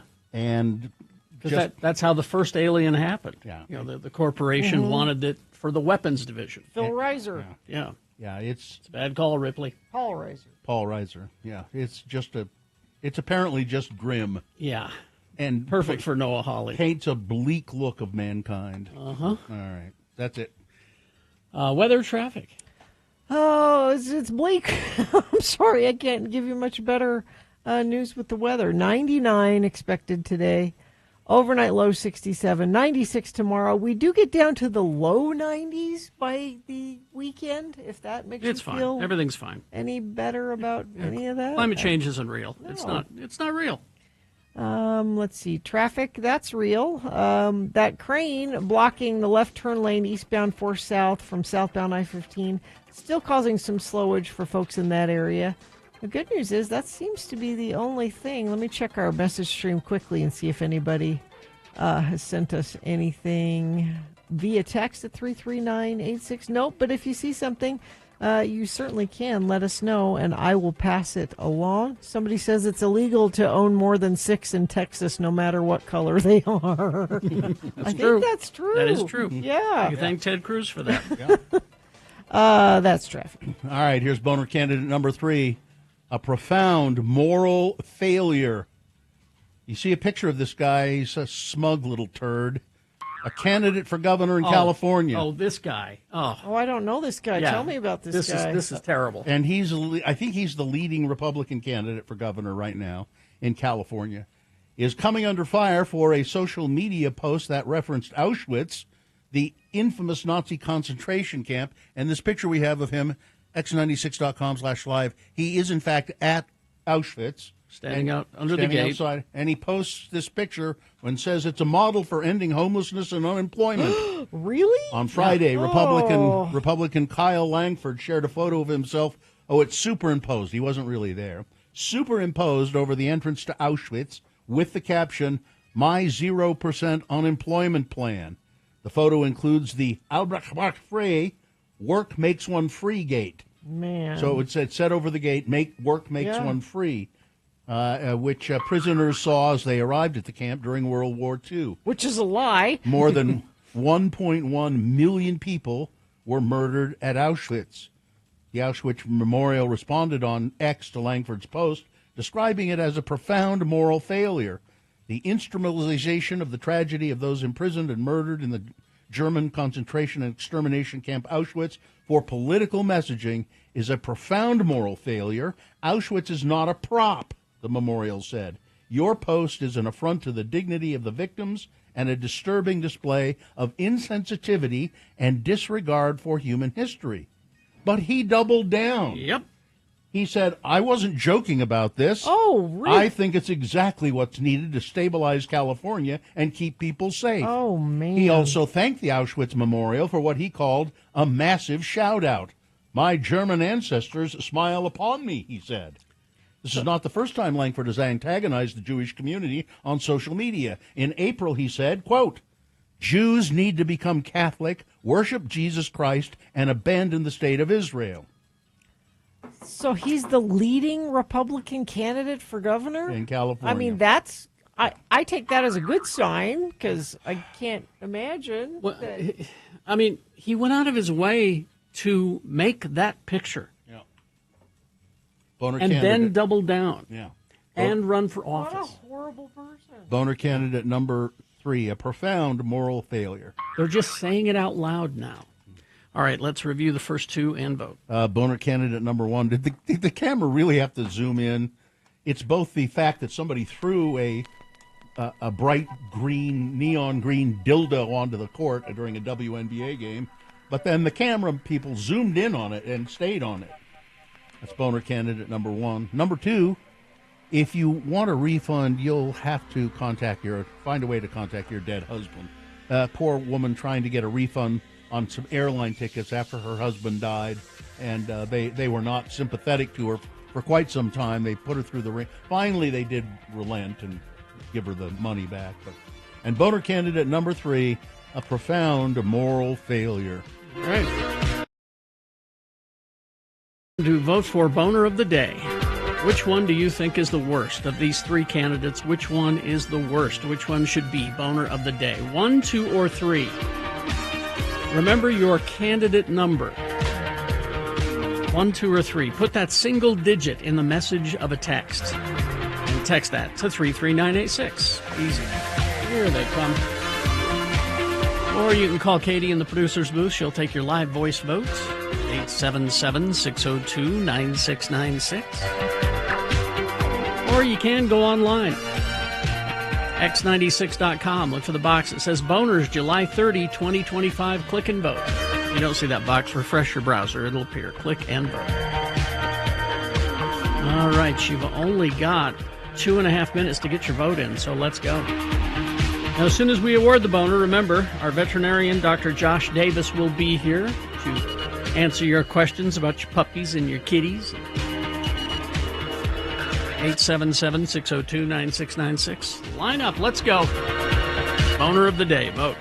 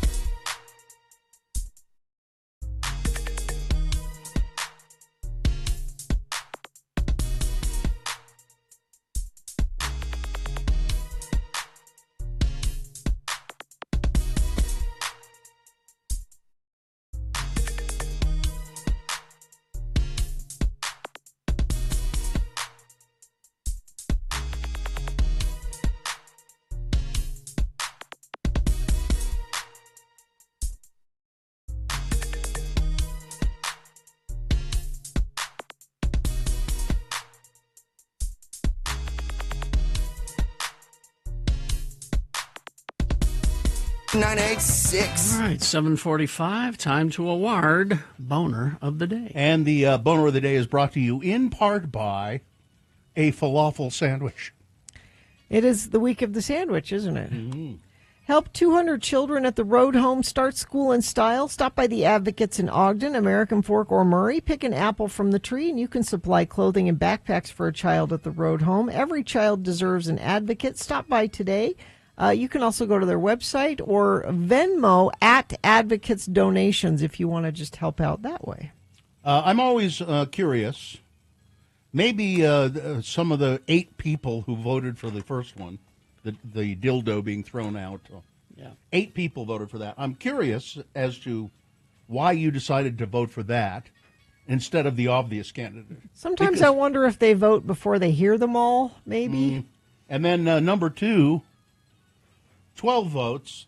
It was a an unfortunate situation, but was it really worse than Boner candidate number 3, a profound moral failure that got 241 votes and wins Boner of the Day? There you go. It's your Boner of the Day for today, July 30, 2025. Now qualified to be Boner of the Week. And probably a good candidate for being Boner of the Week. Yep. Is this a sponsored feature? It should be. All right. Oh, look who's here. It's a veterinarian. It's not just a veterinarian. Yes, it is. It is a veterinarian, and I will identify him now as Dr. Josh Davis, veterinarian extraordinaire. He's here to answer questions about your puppies and kitties. Whatever, you got some problems with them. You got behavior problems. Yeah, we need more questions about behavior. It's a fascinating topic, animal behavior, isn't it? Yeah, and it's one of the bigger reasons that you see pets is for often misbehaviors at home or just behaviors that are hard to get under control. And it's one of the hardest things to work on, too, because no medicine fixes it. Training doesn't always. Yeah, it's a combination of things often. 877-602-9696, by the way, is the question line. You can call Dr. Davis and ask questions about your puppies and kitties. Animal behavior, though, is fascinating. Are there people that specialize in that? Yeah, absolutely. There are veterinarians that specialize in behavior and do consults that way. And then it's a growing field of people that do training, especially in-home training, because especially for dogs and cats, that spend a lot of time in the home, having someone see your environment for the training can be really valuable because, we're not always trained to recognize weird things with our pets, and they are. So a lot of value in that. And I look at it as an investment. There's a cost to it, but the investment is often worth it. You could be cat psychologist. Yep. We had cat whisperers. Yeah. Well, we had a trainer come in. It's Jen, who Gina and I share, come in, and because I thought Hudson was stupid. I honestly did. I thought he was stupid. Not you, Hudson, new intern. The dog. No, my dog. No, we think that this intern is stupid, too. And after a couple of sessions of training was all, she went, no, he's not stupid. Watch. Yeah. You just got to motivate him. Yeah. 877-602-9696. Here we've got a question on line 1. Dominic is here. Hi, Dominic. Where are you calling from? I'm currently in Salt Lake City. I'm from Clearfield, though. Okay, what's your dog's name and what's the problem? His name is Toby. He's a Cotton de Tuilier. He has Wait. bad anxiety. He's a what? Yes, Cotton de Tuilier. I don't know. It's a fancy little dog. white dogs. Yeah. Okay. Yeah, they're very cool. Yeah, he's a hypoallergenic for the kiddos and he's the whole 9 yards there. Okay. You say But anyway, so he has really bad anxiety problems. Whenever me and the family leave and we have him inside, he will always use the bathroom, whether we take him out or not, and he will not eat or drink. We've tried kenneling him to get him from stop using the restroom in the house, but because they don't poo where they eat, supposedly, but he'll use the restroom in there and then spin in it, and it ends up on our walls. Everywhere. Wow. He's really sending a message, isn't he? Yeah. Yes, sir. And that will probably fall into that classic separation anxiety category where when they don't have their people around, they can do crazy things like you're talking about. I mean, they'll chew through doors, they'll chew through walls, they'll eat your couch, all sorts of things. So I think, like we were just talking about, I think this would definitely fall into some of the behavior training and probably even specifically at-home training there. And I think in your case, if it's severe enough, I would probably do that medically assisted as well. Like get the doggy tranquilizers? Yeah, the one that's most commonly reached for it's essentially Prozac, it's fluoxetine, and it is approved for dogs. But the thing is, you never want to just give medicine and not work on behavior, because I do think for a lot of dogs, crate or kennel training can be beneficial. Some of those things can be really helpful, but I think that there's not going to be a single simple answer for you. But I think behavior training, behavior modification, and probably medically assisted, at least to start, would go a long way. I would tell you, Dominic, that when I started, taking Prozac got me to stop pooping in the house. Perfect. So, I love that. Well, yeah. So you need how do you find somebody who specializes in this? There are lots of resources online for sure. For especially the in-home trainings. I mean, if you two have used someone that you like, there's always something like the person you were talking about. But it's finding one, and if you have a veterinarian that you partner with, they often have know people who do it that they work with. So you got to spend some money, unfortunately, Dominic. Yeah, but it will be worth it, especially if you have a young dog. You got the rest of their life, and if you can get these behaviors under control, they'll be happy, you'll be happy, everybody wins in those situations. Thanks for your question, Dominic. Of course. Thanks for taking it. Yeah. All right. Yeah.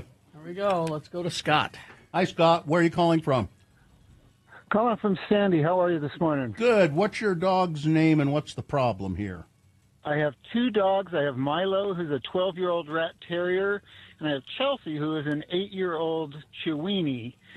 We've had them both together for about a year and a half, and Milo, over the last 2 months or so, has gotten really possessive of both the people and our bed, of all things, where the other dog who wants to get up on the bed, Milo will growl and bark at him, and just kind of off-putting to the other dog, and this is a new behavior. Milo's the terrier?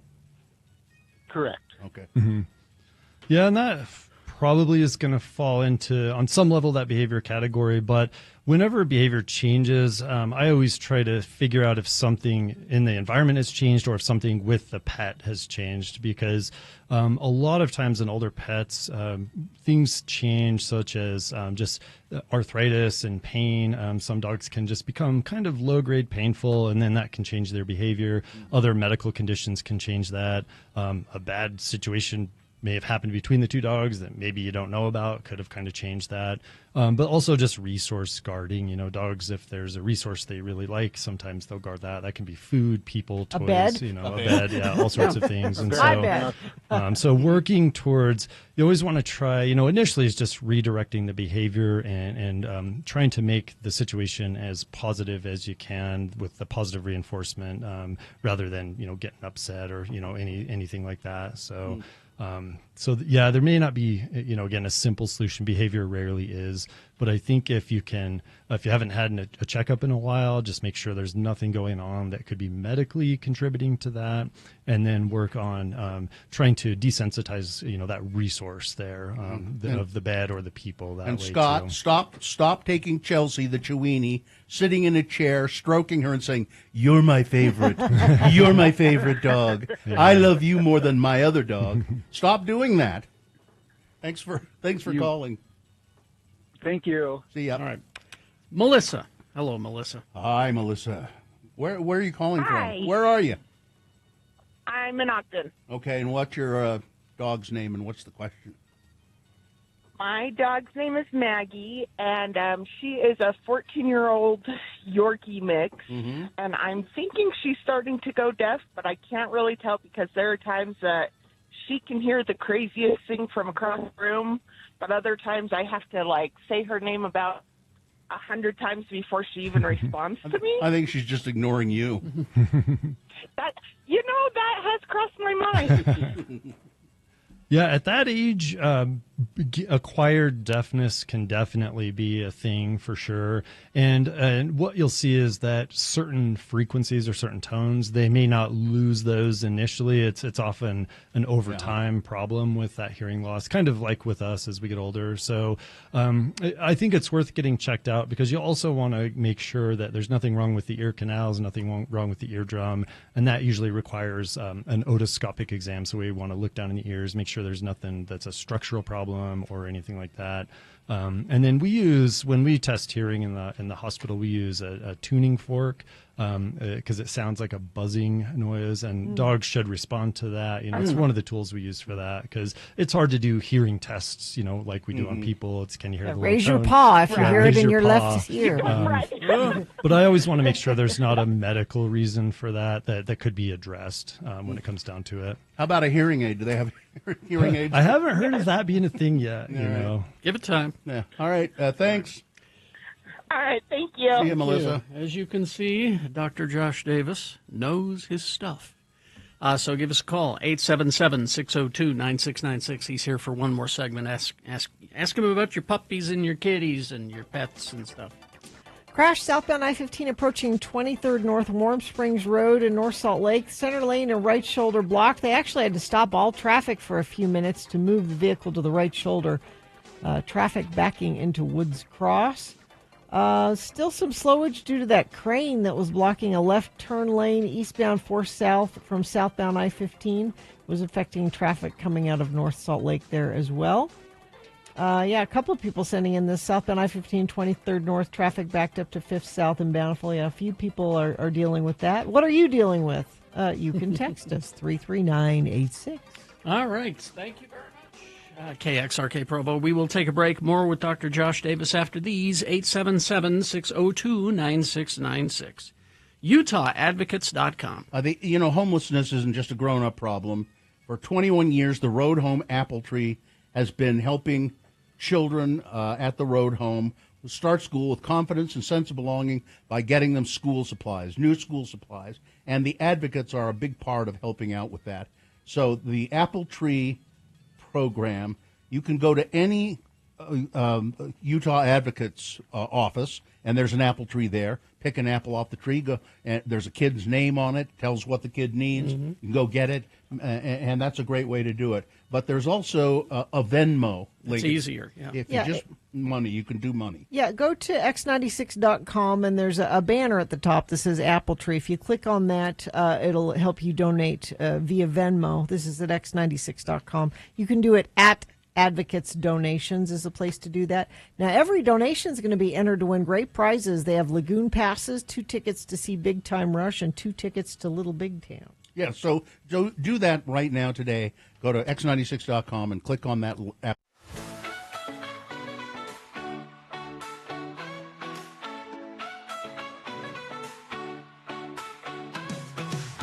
In the Clyde Collective, we know how to have a good time. Come show. Colors, bright lights, all aglow. Watch and learn, my friend. Let's go.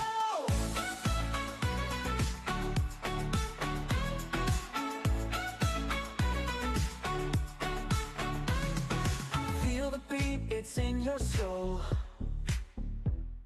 Rainbow lights, let's lose control. Move your body, break the mold. Hearts united, we are bold. Join the parade, dance along.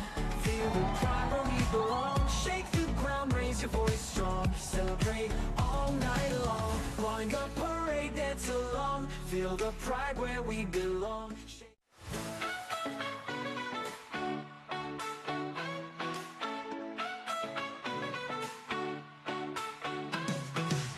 In the Clyde Collective, we know how to have a good time. Come show. Colors, bright lights, all aglow. Watch and learn, my friend. Let's go.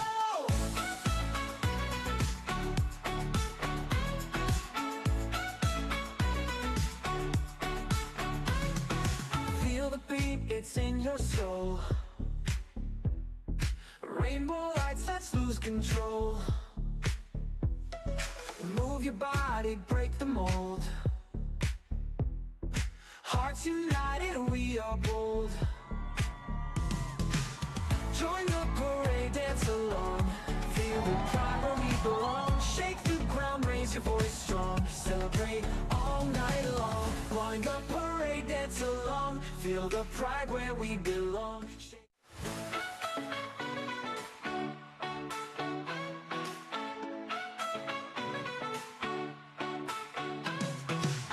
In the Clyde Collective, we know how to have a good time. Come show. Colors, Colors, bright flags all aglow. Watch and learn, my friend, let's go.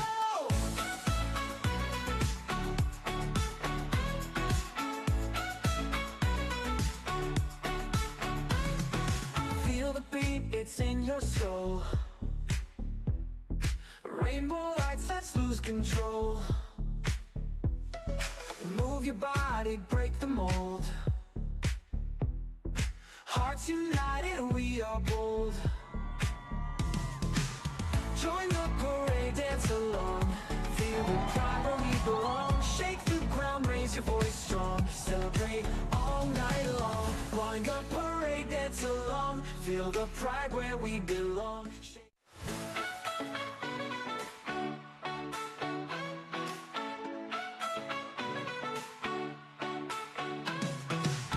In the Clyde Collective, we know how to have a good time, come show. Colors, bright flags all aglow. Watch and learn, my friend, let's go.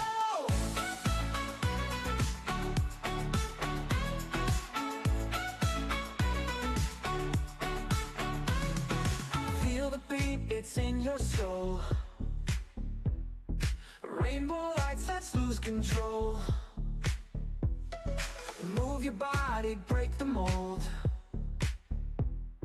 Hearts united, we are bold.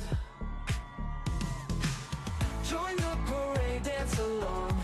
Feel the pride where we belong. Shake the ground, raise your voice strong. Celebrate all night long. Join the parade, dance along. Feel the pride where we belong.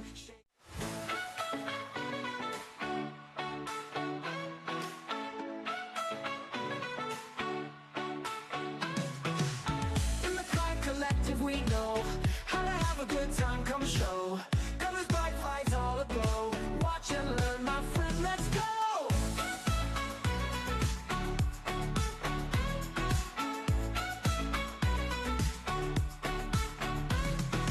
Feel the beat, it's in your soul. Rainbow lights, let's lose control. Move your body, break the mold. Hearts united, we are bold. Join the parade, dance along. Feel the pride where we belong. Shake the ground, raise your voice strong. Celebrate all night long. Join the parade, dance along. 33986. Like Luke and Tooele did. Tooele's a hard word to spell. Just apropos of nothing, I'll spell it for you. Tooele. Tooele. Twilla. Twilla. There you go. All right, we're back with Dr. Josh Davis. He's a veterinarian. He can answer the questions you have about your puppies and kitties. 877-602-9696. And we have lots of questions. Yes. Brooke is here first. Hi, Brooke. Where are you calling from? I'm calling from Spanish Fork. Okay, and what's your kitty's name? Her name is Brina. What's up? So she's been pulling out tail fur. And she has this giant bald spot. Mm-hmm. So licking her tail, or? She's been, like, pulling it out with her teeth. Jeez. That's never a fun one to have to deal with, for sure. And for cats, there can be a variety of reasons for that. So you always want to make sure. Does your cat spend any time outdoors at all, or strictly indoors? He hates the outdoors, and we figured that out on our first year of having her, so we just never take her outside anymore. Okay, yeah.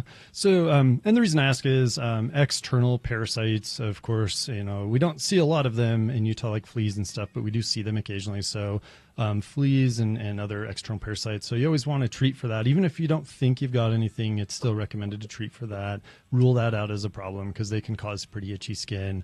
Another thing cats can get, and you'll probably want to get looked at, is they can get what's called atopic dermatitis. And in cats, it'll often show up as pulling out hair, plucking hair, or just over grooming to the point of bald spots. Their belly, their tails. Sometimes they'll lose hair around their face. So it's and a ears, spot that's irritating them. Yeah, it's an allergy of sorts. It's kind of a full body allergy. So that's one thing you have to rule out. In some cases, often it's less often the case than we think, but food and food intolerance can play a role sometimes, but it's not always the case, and sometimes it's just a contributor to a bigger picture there. Maybe she just wishes she had a different tail. Yeah, and sometimes injuries. I've seen things like little rubber bands get stuck on cats' tails, and they're hard to see because they get under the hair. I've seen little injuries. So if there's other pets, if there was ever a bite or a fight wound, sometimes injuries can cause that. And then also rarely, but I think it's blamed too often, is behavior issues. So it's never say never that behavior could be part of it or a change that causes stress or anxiety. But often that atopic dermatitis, you kind of have to rule that out before you move on to other things. Thanks, Brooke. So, Brooke, thanks for your question. I think we lost her. I think Brooke had to run to the ER. Sounds like it, yeah. All right, Nick is here. Hi, Nick. Nick, where are you calling from? Hey, how are you? Yeah, good. Where are you calling from? Calling from Salt Lake City. And your dog's name is? He's a 8-year-old chocolate lab. His name's Copper. I've had him since he was just a puppy. Okay, and what's up? Last night I was kind of going to bed, and he was sniffing something under my bed real hard, and I was getting him out of there, and he kind of turned around and sniffed at me, which is really unusual.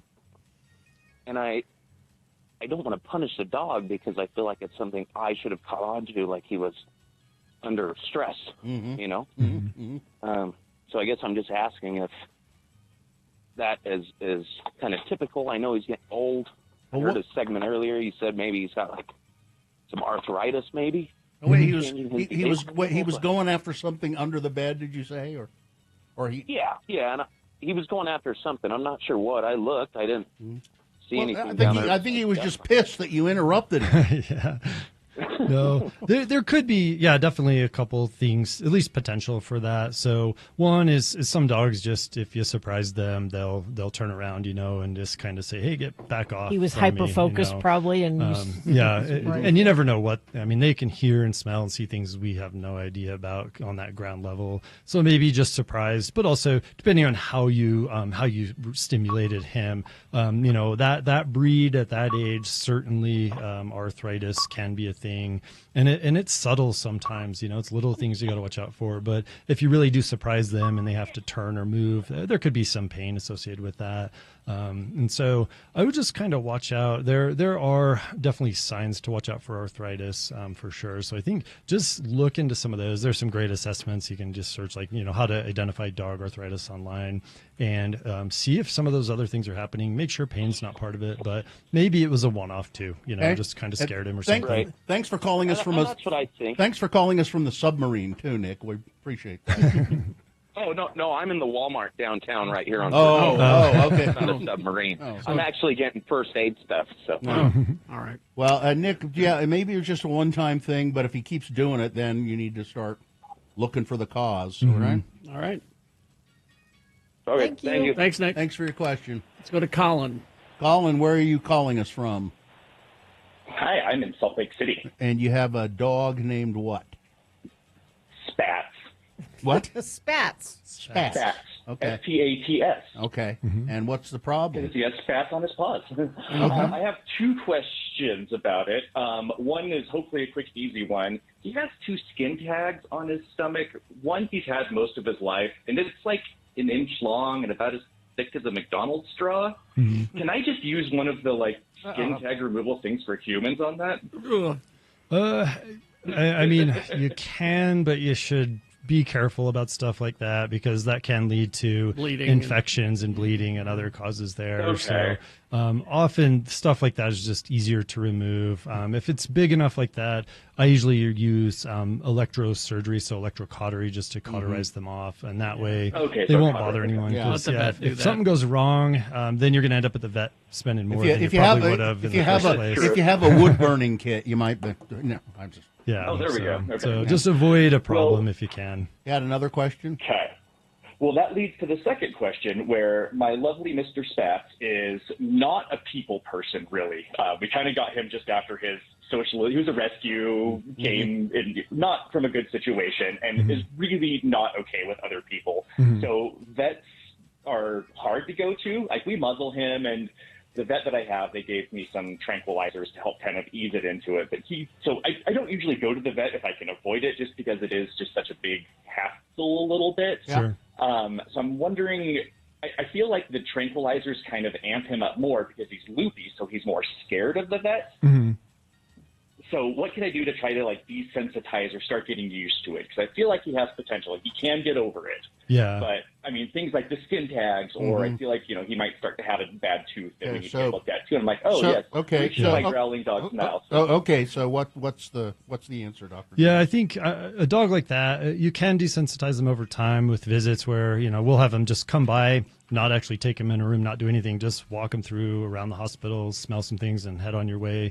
But I do think medicine isn't a bad thing. And if the sedatives or tranquilizers or those things aren't working, it's often not enough of it or not enough times before the visit. So for me, any pet like that, they should be getting 3 doses of that medication. And I usually err on the higher side because I want them coming in, they should be able to walk, but they shouldn't be super responsive to anything. And some dogs require combinations of drugs. And let's say we were going to remove a skin tag or something. We want them under anesthesia for something like that anyway. And so if he's never had a dental, I would say, hey, let's clean his teeth. Do it all at once. Let's zap off these skin tags. Because when they're under anesthesia, they don't care about any of it. We use drugs that we knock them down, and they're not going to know anything's happening. But pre-medicating them is still important because it lowers that anxiety threshold. So you may not have had enough or given enough doses before your visits. All right, for it thank to work. you. Thanks for your question. Perfect. There we go. Thank you. Thank you very much. Time for one more quick one. Campbell, can you do it quickly here? I can try. I'm calling from Tremont, and so my dog Yogi Bear, he was neutered a few weeks ago, and he's just been a bit more aggressive afterwards. I don't know if that's normal. It seems like it might be. Sometimes after surgery, especially the neuter surgeries, we expect all these big changes behaviorally and stuff, and it may not always happen, but also they're often, there's some pain associated with that. They're often stuck in a lampshade. And so there is some changes just, physically and pain and things they have to go through. So most dogs, I wouldn't expect it to be a long-standing problem, especially after a couple of weeks ago. So, I would try to keep it business as usual as much as possible and just try to get back to normal as much as possible. And then see if things don't get back that way, then I think it's worth looking into more. All right. Okay. Here you go. Thanks. Gotcha. All right. Thank you. Well, that's it. Dr. Josh Davis, we'll see you in a couple of weeks. Yep, we'll be here in a couple weeks. Thanks for being here. All right, see you guys. Those of you still hanging on to talk to the doctor, if you'd like to hang on and play Beat Gina, let Katie know. All right, traffic, please. Lots of problems in the same general area. Crash southbound Legacy Parkway, Woods Cross, blocking the left shoulder and backing traffic into West Bountiful. Crash southbound I-15 approaching 23rd North Warm Springs Road in North Salt Lake. They had to stop traffic for a bit to move a car off to the side of the road, and that caused a bigger backup in that area. So there's that. Friend of the program says left lane closed heading east for South State Street. Have to merge to the middle lane. Thank you for sending that in. All of those coming to us via text at 33986. All right. Thank you very much. Beat Gina coming up after these messages and a song. And the trivia subject today is Arnold Schwarzenegger trivia. It's his birthday today. So, 877-602-9696. What is the prize? The prize is tickets to see ZZ Top August 13th at Red Butte, part of the Red Butte 2025 Outdoor Concert Series. All right, ZZ Top tickets. 877-602-9696 is the number to call. 877-602-9696. Call, play, win ZZ Top tickets. It's Beat Gina. We'll play right after these.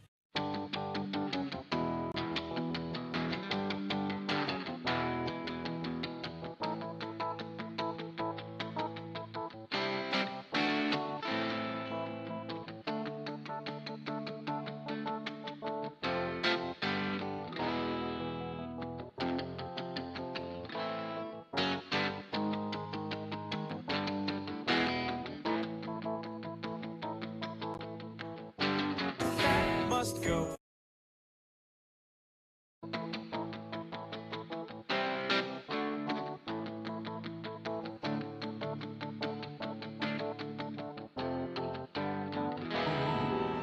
A very strange and chatty boy. I think Kyle Brown would be delighted, and if he's listening, he is delighted with the sudden shift in gears that we do on this show from being silly and stupid to something serious. Kyle Brown, if you don't know, we have a few new listeners. They've identified themselves today. He was on our show for many years. He called in and did just skits, I guess you'd call them, little bits on the radio. Yeah. He was really funny, and we enjoyed him a lot. We found out that Kyle was ill. He has ALS, and that's fatal. And so he's been sending us a weekly letter, and here it is today.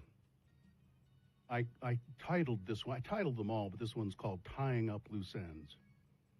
Over the weekend, we had my will notarized. Ooh. And the medical directives all signed. The medical directives are just saying that I just want no life-saving measures made, only comfort measures. That was my Saturday. One evening last week, my father was locking up their church building. He was doing this because the person that was supposed to had slipped and fallen on the ice the night before. Well, my father also fell on the ice, breaking 4 ribs and puncturing a lung. He spent 5 days in the ICU, but he is recovering now. He's in his late 70s, and it was very scary for a couple of days. They say you never want to bury your children. Well, he gave it a heck of a shot, but he'll still have to do it. Oh, jeez. I'm still working full-time. That's something I take some pride in. I've been trying to pay our mortgage in advance so my wife doesn't have to worry about it a few months after I die. I'm sure she'll have trouble working a few weeks immediately after. I'm also tying up some other things financially for my family. I won't go into that, but of course I worry about them when I'm gone. I do carry a small life insurance policy, but I've heard horror stories about them paying out with ALS. I can't imagine. My speech decline had stopped for a couple of months, as in it remained the same for a while now, but then last week it made up for it, and it has declined significantly in the last 8 days. Now even my wife can hardly understand me. Everything is in a fast decline now. Legs, arms, hands, voice, swallowing. I guess I deserve, duh, on that since I have bulbar ALS and I have passed my expiration date. I found out that I'll hit another goal later this week. I will live to see the movie Magic Mike's Last Dance. Oh, God. Although another goal I thought I'd reach, but now maybe not, is the release of the new Depeche Mode album. Well, it's called Memento Mori. It was supposed to be released last week, but has been pushed back to March 17th. This will sound silly, but I worry about the new album because Depeche Mode is and has always been my wife's favorite band. The name of the new album, Memento Mori, is Latin for Remember You Must Die. So the timing is a little bit ironic for my wife. These are the things in my mind this last week. Some are normal, some are not. I am spending more and more time planning my funeral. I don't think my wife will be able to handle it very well. I have to say a big thank you to all of you listeners who have emailed me. It's been very kind of you to do that. I would say to the listeners, remember, you must die. We all die. I just have an idea of when, and it's soon. You're all fine. Cheers, Kyle. Look over there. Kyle, I have a gift for you. Now, the Depeche Mode album has been pushed back, but they're releasing a new song on Thursday. Now, Kyle. Hang in there. I can't play you the entire song. You mean right now? But I can play you a snippet. Oh. Okay. I am legally not able to play the entire song for you, Kyle, so here you go.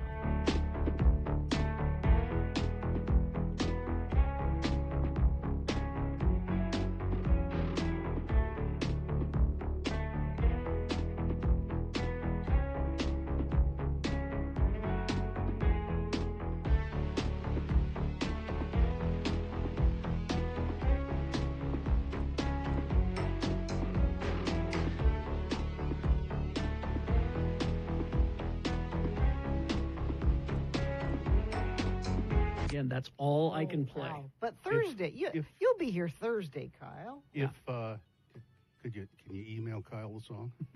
No. Not the entire song. Not legally? This is all that I am allowed.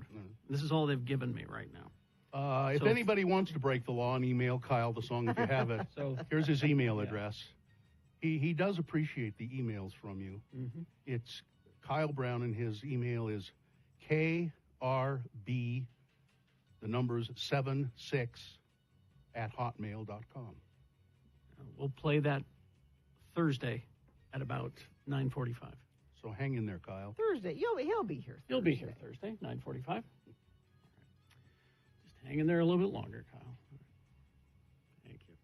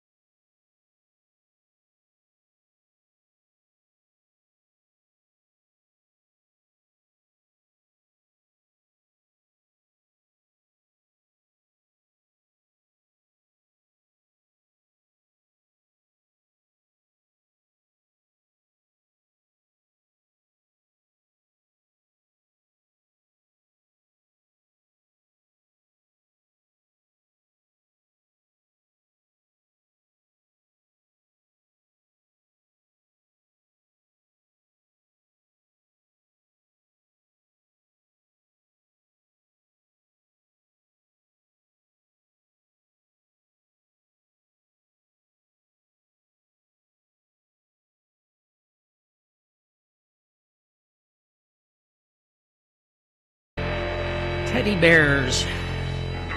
Now, what's the story behind that?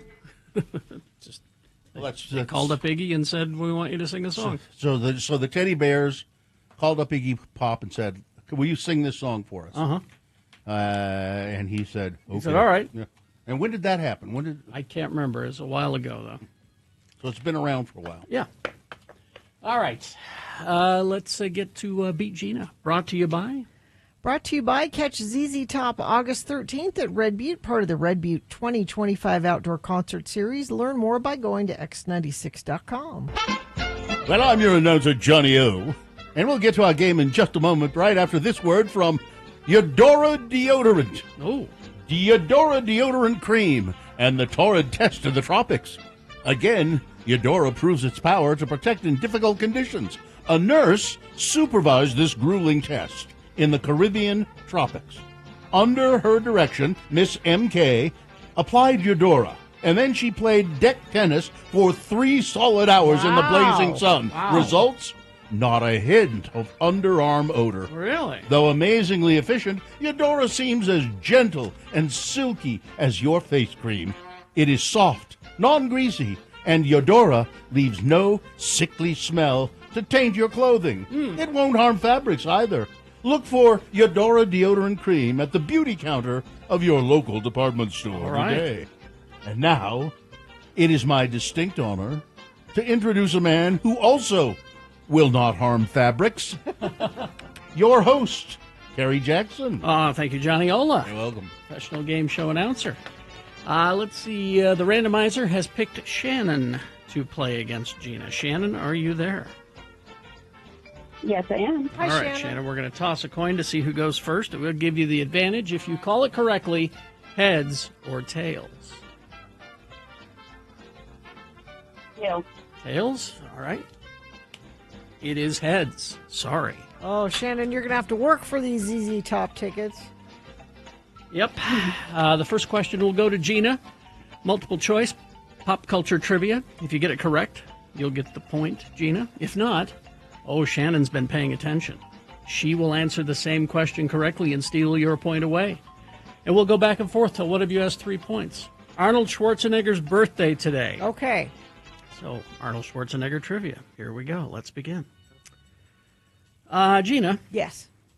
What item did Arnold keep from Conan the Barbarian in his governor's office? Okay. Was it old Conan's throne, Was it The Sword?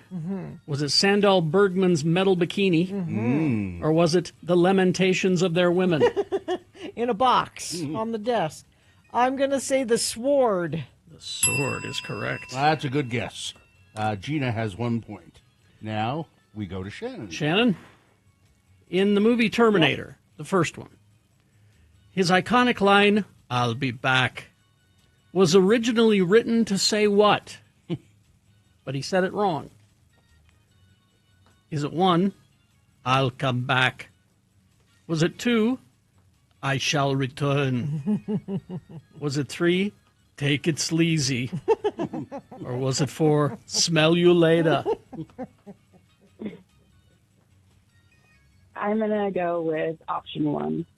I'll come back. Yeah, that's there. You go. That's 1-1. Back to Gina now. Gina. Yeah? Let's see. In Predator, Arnold kicks in a door while raiding a village. Okay. What does he say upon his entrance? Okay. Is it 1, "Knock, knock"? Is it 2, "Are you familiar with the Church of Jesus Christ of Latter-day Saints? Would you like to know more?" Is it 3, "Housekeeping"? Or is it 4, "I can save money on your car insurance by switching to Geico"? Any of those would work. I'm going to go with knock, knock. Knock, knock is correct. It's another point for Gina. It's 2-1. See if you can tie it up, Shannon. Shannon, in Total Recall, Schwarzenegger drives a super drill into one of the evildoers. As he's doing this, what does he say? Total Recall. Is it 1, "How about a nice Hawaiian punch"? Was it 3, "Utah State Fair Park"? No, excuse me, Carrie. You did 1, and then you jumped 2, to 3. sorry. You jumped. Was it 3, "Benny, screw you"? Or was it 4, "Lefty loosey, righty tighty"? I want to say option 3. Benny, screw you? Wait a minute. That is correct. Ah, well, that's 2-2. Benny the cab. He was attacking Benny the cab. It's 2-2. Gina could win with this question. Gina, Arnold fights with the devil in this film. What is the name of the movie Devil. that he fights the devil? Is it 1, "God, the Devil, and Arnold"? Is it 2, "Your Pretty Face is Going to Hell"? Is it 3, "The Devil's Advocate"? Or 4, "End of Days"? It must be End of Days. End of Days. And Gina wins the game in wonderful fashion, I might Yes. say. Congratulations. Woo! Man, that was close. I'm tired after that one. Oh, boy. I'm so tired that I don't have any energy to go to ZZ Top. So if somebody could please take these ZZ Shannon? Top. Oh, Shannon, I bet she could. Hang on the line, Shannon. We'll tell you how to get those tickets. Listen, I've got to get home right away. I've got to take Mrs. Ola and I are playing deck tennis. Oh, well. And I've got to get her deodorant? Eudora deodorant. Apparently it's still available Really? at Walgreens. Oh, there you go. There you go. All right, big boy news now, brought to you by Led Zeppelin fans, don't miss Jason Bonham's Led Zeppelin evening, celebrating 50 years of physical graffiti, Sunday, August 10th at Deer Valley Snowpark Amphitheater. Get tickets at thestateroompresents.com. Well, Rachel Lee Cook and Brandon Routh were seen holding hands in Los Angeles on Friday, sparking dating rumors. The pair, both of them 45, were photographed at a movie theater for a screening. They were previously seen at a restaurant in Des Moines, Iowa. Cook, known for her role in She's All That, and Ralph, famous for Superman Returns, have both starred in Hallmark movies. And I just thought it was nice that he's found a way to get on camera again by holding Rachel Lee Cook's hand, because I think both of them are sort of, well, it says here they've both starred in Hallmark movies, so you can see where their career has gone. Let's see. The voting rights of disabled people, blind people, and non-English speakers took a massive hit this week. No, really? Thanks to a federal appeals court ruling that found individual voters and private groups do not have the right to file lawsuits under a key provision of the Voting Rights Act. What?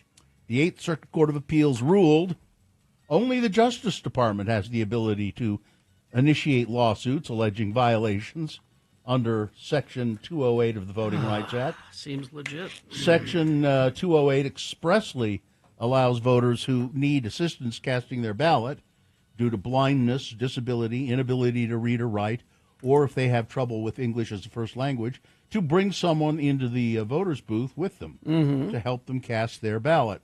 Section 208 does not create a private right of action or the ability of an individual to sue because the provision speaks only of the assistance that a voter may be given.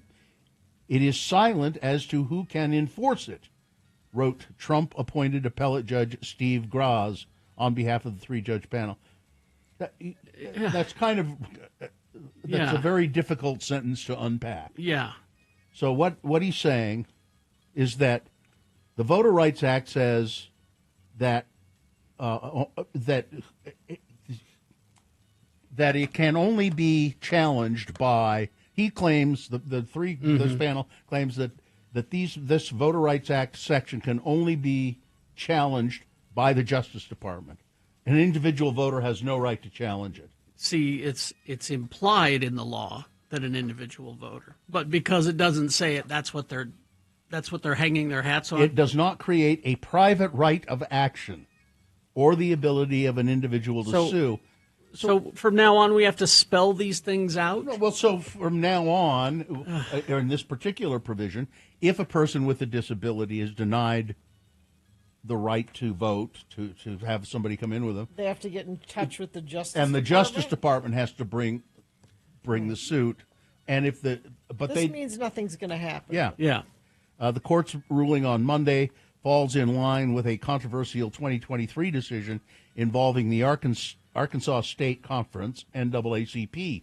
That group sued the Arkansas Board of Appointment and challenged the drawing of the Arkansas State House map after the state's redistricting had created just 11 majority black districts when 16 majority black districts would have been more reflective of the actual population. This goes back to when they were trying to get rid of mail-in voting here. Yeah. One of the reasons mail-in voting is great is if you have a disability, you can be at home with your ballot and fill it out. But one of the things they were trying to pass here was that you had to be the one to take your ballot in with your ID and drop it off. Yeah. And there were disabled people who were like, I can't do that. I have to have somebody. Or not easily. I can't do it easily. I have to have somebody drop it off for me. Yeah. And again, we tried to warn you about this, of this. And what did you tell us? Stop talking about politics. Well, I don't think I want disabled people voting anyway. What do they know? Well, yeah, what do they know? What does a blind person know about anything? People are deaf. They don't hear anything. They don't know what's going on. Shouldn't be voting. People, in recent years, more and more Utahns have been able to access health insurance. But following the passage of Donald Trump's mega budget bill, industry experts say changes to the Affordable Care Act could result in skyrocketing insurance costs and mass coverage losses. Oh, that's never going to happen. Come on, this is the little boy who cried wolf. The rate of Utahns without public health insurance dropped dramatically between 2014 and 2022, from 14.3% of people under the age of 64 to just 8.8%, according to the state's Department of Workforce Services. That drop, the department wrote last October, came with the advent of the Affordable Care Act implemented under Barack Obama. The shrinking uninsured rate reflects a trend that Matthew Ray, the Associate Director of Health Management Marketplace Program at the Health Policy Organization, has been watching for some time. As long as I've been alive, we've been expanding health insurance to cover a higher percentage of the population, he said, which is a good thing. The vast majority of people now are eligible for health coverage or have health coverage. But in the coming months, Utahns who have been able to access health care through the Affordable Care Act may be forced to look elsewhere for coverage if they can find it at all. Listen, we have to cut these programs because I've got a billionaire who needs another yacht to get to his yacht. On the 4th of July, Trump signed the big, beautiful bill into law, a budget package that makes current tax rates permanent, increases funding for border security, implements major changes to Medicaid and Affordable Care Act programs. that the nonpartisan Congressional Budget Office estimates could put health coverage of more than 10 million Americans at risk. So you better, if you are without health care right now, you better get it now. Get it. It's only going to get harder. Get the Affordable Care Act, because it's going to be terrible. This all hasn't happened yet, but it will. August 1st, tariffs on U.S. goods imported are scheduled to increase for more than 80 countries, with about 71% of U.S. good imports already facing Trump's minimum tariffs of 10%. What this all means is the cost of the food we eat is going up and up and up and up and up. Not just food. Which, well, in this case, we're talking about consumer goods, and but food is everybody needs food, and that's going to go up and up and up. It says food imports, the ability to switch to a domestic producer is not always available. Nope. Bananas, for instance. Yeah. Who grows bananas in the U.S.? Nobody. Well, we should start. Why doesn't somebody start a banana farm? Because Gina? we don't have the climate. Oh. Soda. Yeah. Soda. People are indifferent towards sourcing of raw materials for soda, but they're the raw materials for soda. Your aluminum cans. Aluminum cans is a perfect example. So there you go. It's going to be really, everything's going to be very much more expensive. Again, we tried to warn you. Yeah. So much winning. Yeah. Stop talking politics. Let's see. Oh, this is, I like this. More than a century after it was codified into local law, one of California's biggest cities has cut its public promise of free trash pickup for residents.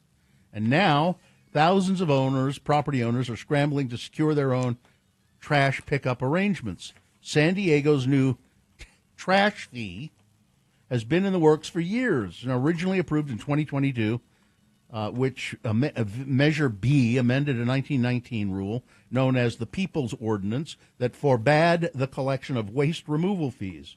So they said, you live in San Diego, trash pickup is always free. Until it's not. Now a new law allows the city to charge for trash services to eligible households. The fee is $43.60 a month. Or approximately $523 a year for 95-gallon bins. And eligible properties are defined as single family. And what's going to happen? What's happening here is there's going to start being trash piled around in San Diego. It's not going to be pretty. Nope. Because not everybody can afford it, and there aren't enough commercial trash haulers. So they'll just let it pile up? Apparently. When does Festus leave San Diego? End of August. Just in time. In time. And thousands of giant tarantulas.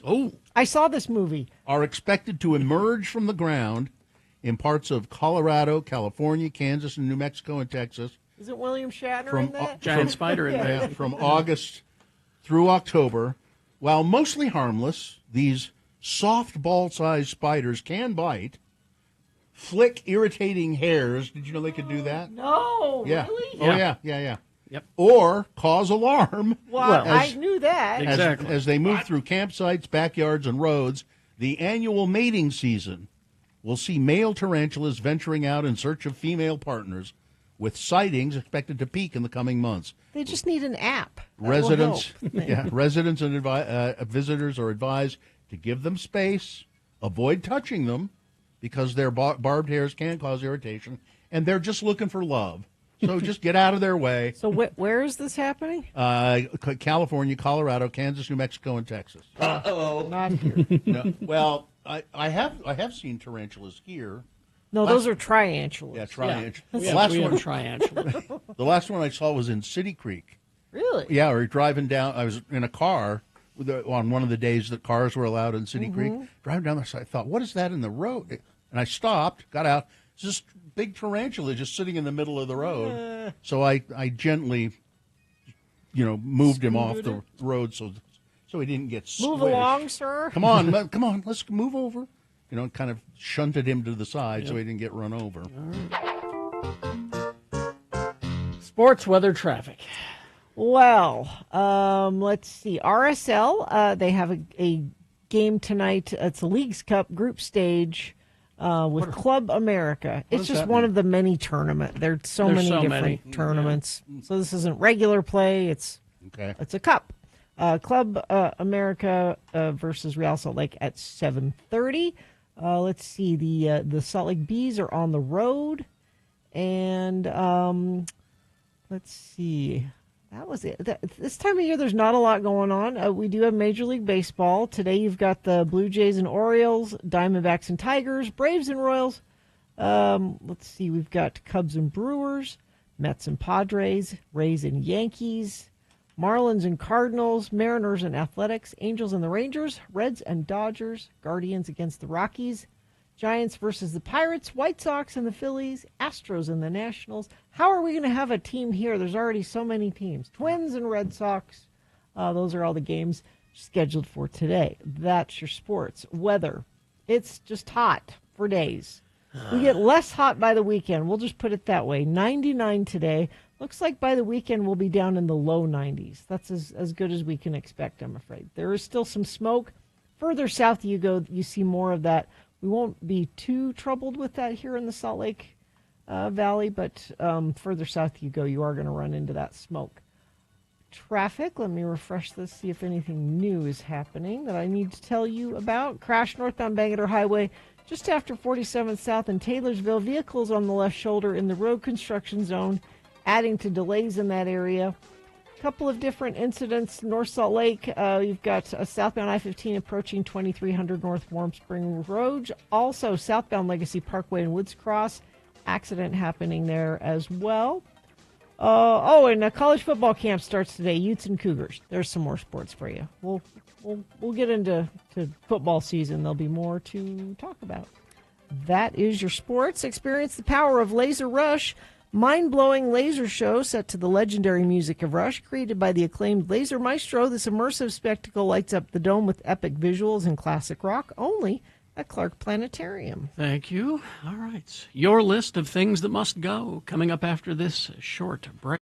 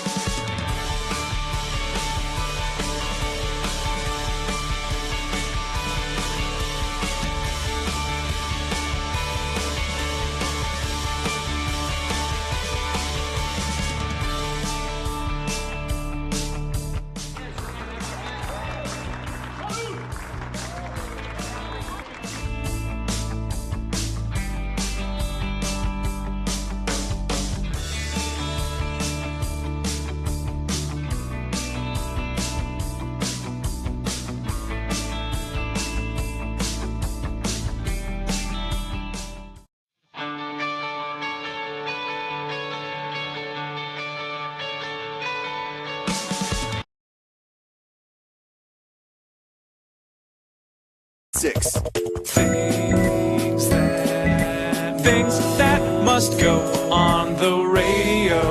From Hell Show. These are things that are really, really bugging you, dear friends of the program. Things that you just can't, you just can't stomach them anymore. You can't. You have no truck with these things.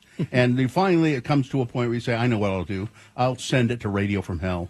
And maybe if they read my thing that must go on the radio, it'll make me feel better. Maybe it'll make these things disappear from your life. Could happen. So send your must goes to radiofromhell at x96.com and put must go on the subject line, and we'll get to them. You want to go first, Carrie? Okay. First one from Chris. The term breakfast cereal must go. Breakfast cereal. It's an unnecessary qualifier. It's just cereal. You can have it any time. That's true. I have eaten it all times of the day. You don't go around saying, I could really go for some dinner steak, do you? I like that one. This one from Zane, things that must go. Newer vehicles that don't have automatic seats. Seats should be a standard feature like a backup camera. Two, when you open your phone and wanted to use a specific app, and then once your phone is open, you've forgotten what you were going to do. Videos that have captions with incorrect spelling of some of the words. Yeah, well. Earth is spelled E-A-R-T-H, not E-A-R-F. Earth? I mean, unless you're... that's on purpose. That people unless do you're that Will on Smith. purpose. Yeah. With all the technology we have today, why isn't there a toaster that I can see through? Oh, that's interesting. I would like to not burn my toast when a timer feature doesn't work. Toaster oven. Toaster, yeah, I have a toaster oven. Yeah, toaster oven. Let's see, and don't forget to ask Dr. Cobble about how I get my fart unstuck. Yeah, we have Dr. Davis today, not Dr. Cobb. We have the veterinarian. Timbo just returned from Iceland, the land of fire and ice and midnight sun. What must go is people who stand right next to the baggage claim carousel at the airport. On arriving at your destination, you go to the baggage claim carousel, and people are clustered around it even before the bags start coming out. There should be a line on the ground stating to stay behind the line until you see your bag come out. Standing next to the carousel is not going to make your bag show up sooner, just like pushing the up or down button on an elevator won't make it arrive sooner. It's a huge nuisance to have to make my way through a throng of people like a rat in a maze just to get my baggage when it comes out. Thanks for letting me rant. That it? That's it. I'll go next. I've got one of my own. Workplace courtesy. It must go? No. Oh. The topic is workplace courtesy. Okay. If you have a workstation that only you use, yes, you can probably just leave it however you like. But if there's a shared workstation, like a radio studio, perhaps. You think? Maybe a studio like this, where many people share it. It is only courtesy to put things back the way you found them. For instance, if you unplug something to use the outlet, make sure that when you are done using that outlet, you plug whatever you unplugged back in, because that's some other piece of equipment or something that people need. Nick Davis, I'm talking to you. All right, this one says, owners sitting in idling trucks with the AC on for long periods of time, when you're just parked next to these jerks and just trying to have a quiet ice cream in your car. A quiet ice cream. This one says, leave bright headlights on when your damn truck warms up or you load it up with all your crap. Oh, you're leaving the headlights on when you're doing it. Yeah. People who pull up to outside seating areas and leave their headlights on, blasting in your eyes. Yeah. Dogs left in cars that bark at you when you come back to your own car. And finally, my neighbor's relatives parking in our parking lot instead of the street. That must go. Thanks, Joel. And this one says, feel free to use my name. No, I'm not going to say happy hump day. I will not say that. That's something that must go. Yeah, it is. That's one of the early things that must go. A couple of quick things. People, please stop saying forward. There's an R in there. It's forward. I know it's nitpicky, but it makes me almost as crazy as hearing somebody say familiar. familiar. It's familiar, That's not so familiar. Familiar. And when traffic is backed up, you please not leave your 3 car lengths between yourself and the car ahead of you. I find myself trying to squeeze past a car so I can get into the left turn lane, only to find it's because the driver left a full car length or more in front when they could have made room for me. Thanks for making my mornings brighter. Don't ever leave us. You give me ulcers every time you stop talking about contracts for that scary week or two. Well, I can talk about it if you'd like. Brent, or I would just say we didn't really talk about contracts because we don't have one. Not right now. We We're don't out have of contract. All right, Gina. This is from our friend Librarian. Accidental drownings must go. She mentions a couple of them here. One of them is Chase Childers, former Georgia police officer and Major League Baseball player. Childers dove in to save a struggling family. He succeeded, but he lost his life in the process. Witnessed by families of the victims, the Childers widow had to do a GoFundMe to be able to take care of her family. Please pay our police officers a living wage. Insomnia and imposter syndrome. Please, brain, just stop it. Anxiety. Screw your negative comments in my head. And private holiday fireworks before and after the provided days after curfews. It's great for you. You don't have to work the day after the holiday, but some of the rest of us do. Please, Magic Box, by the power vested by the Lords of Morning Radio, please make things go, like Librarian. This from Sherry. My thing that must go is my son having an autoimmune disease. Every time he begins to feel better, he ends up having something new happening. Today he had surgery for an issue that isn't caused by the disease. Will he ever catch a break? When he was in high school, it was the pandemic. He completed 1 year of college before getting diagnosed. I'm worried he's going to lose his job for missing work. He's got a lot going on. Please make this go away. Jeez. And finally, this from Austin. Vacation rentals and hotels that don't have enough towel hooks for the number of guests that are staying there. If it accommodates 10 guests, there might be only 4 towel hooks. So now we're hanging them on doors and chairs and wherever else we can find to hold a towel. Also, I'm in text groups for my kids' soccer teams. Often a parent can't take their kid to practice, so they'll ask the group if someone can pick up their kid. What must go is when a parent responds, and then they use the group text to coordinate the pickup. We all get too many texts. Can't you take that private and not include all of us in all of your arranging? Thanks, Austin. Things that must go on the radio. Traffic. The crash westbound SR 52 13th East in Orem. There's debris in the road eastbound SR 39. This is in Ogden at milepost 5. 2 right lanes are closed there. Crash northbound Bangor Highway 41st south. I'm looking at the UDOT cameras. Looks like southbound I-15 coming out of Murray. There's a lot of slowage there. Not sure what's happening. Maybe you know. Text it to us, 33986. Haster Games for board games, Magic the Gathering, Pokemon, miniatures, dice paints, and more. Haster Games, 6831 South State or HasterGames.com. All right, thank you very much. We're going to take a break, play a song. After that song, it's the Boner Recap Game. Easy to play, easy to win. All you have to do is tell us who won the Boner this morning. Now, if you were listening, you know. If you weren't listening, you could guess today. I think so. Yeah. I think you could guess today. I think there's probably no doubt. Or better yet, you could cheat. Go to x96.com, look for the box that says Boners, July 30, 2025. Click on there, and it'll have the correct answer. What is our prize today? Tickets to see Yo Gabba Gabba live at the Complex on August 5th. Tickets are on sale now at thecomplexslc.com. Yo Gabba Gabba tickets, 877-602-9696 is the number to call to try to get those tickets. Just play the Boner Recap Game. Easy. We'll walk you through it. Coming up, 877-602-9696. RenaissanceRanch.com. You know, you've heard me talk about Renaissance Ranch Addiction Treatment Center, and it is among the highest. They have among the highest success rates in the country at Renaissance Ranch, and there's a lifetime guarantee as well, meaning that if someone were to complete the Renaissance Ranch program, graduate and all of that, and then have a relapse, you can come back to Renaissance Ranch, do the program again free of charge. Renaissance Ranch Addiction Treatment Center for Men. It is a wonderful place, really. It's a place where people who need help get help. Renaissance Ranch offers residential and outpatient services, and they're staffed by recovered, well, I guess you always say recovering addicts who understand what you're going through. They understand addiction cycles.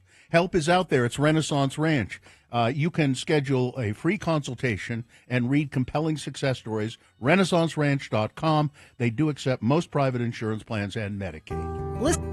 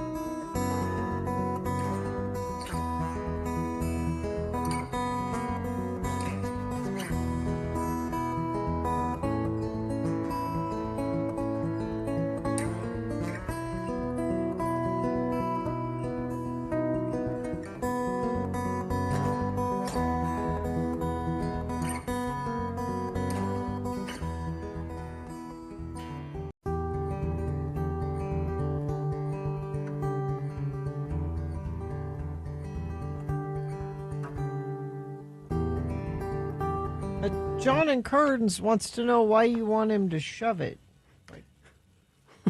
He knows. He knows. In Kearns. What did he ever do to you in Kearns? He knows. Deftones. The song is called My Own Summer, though.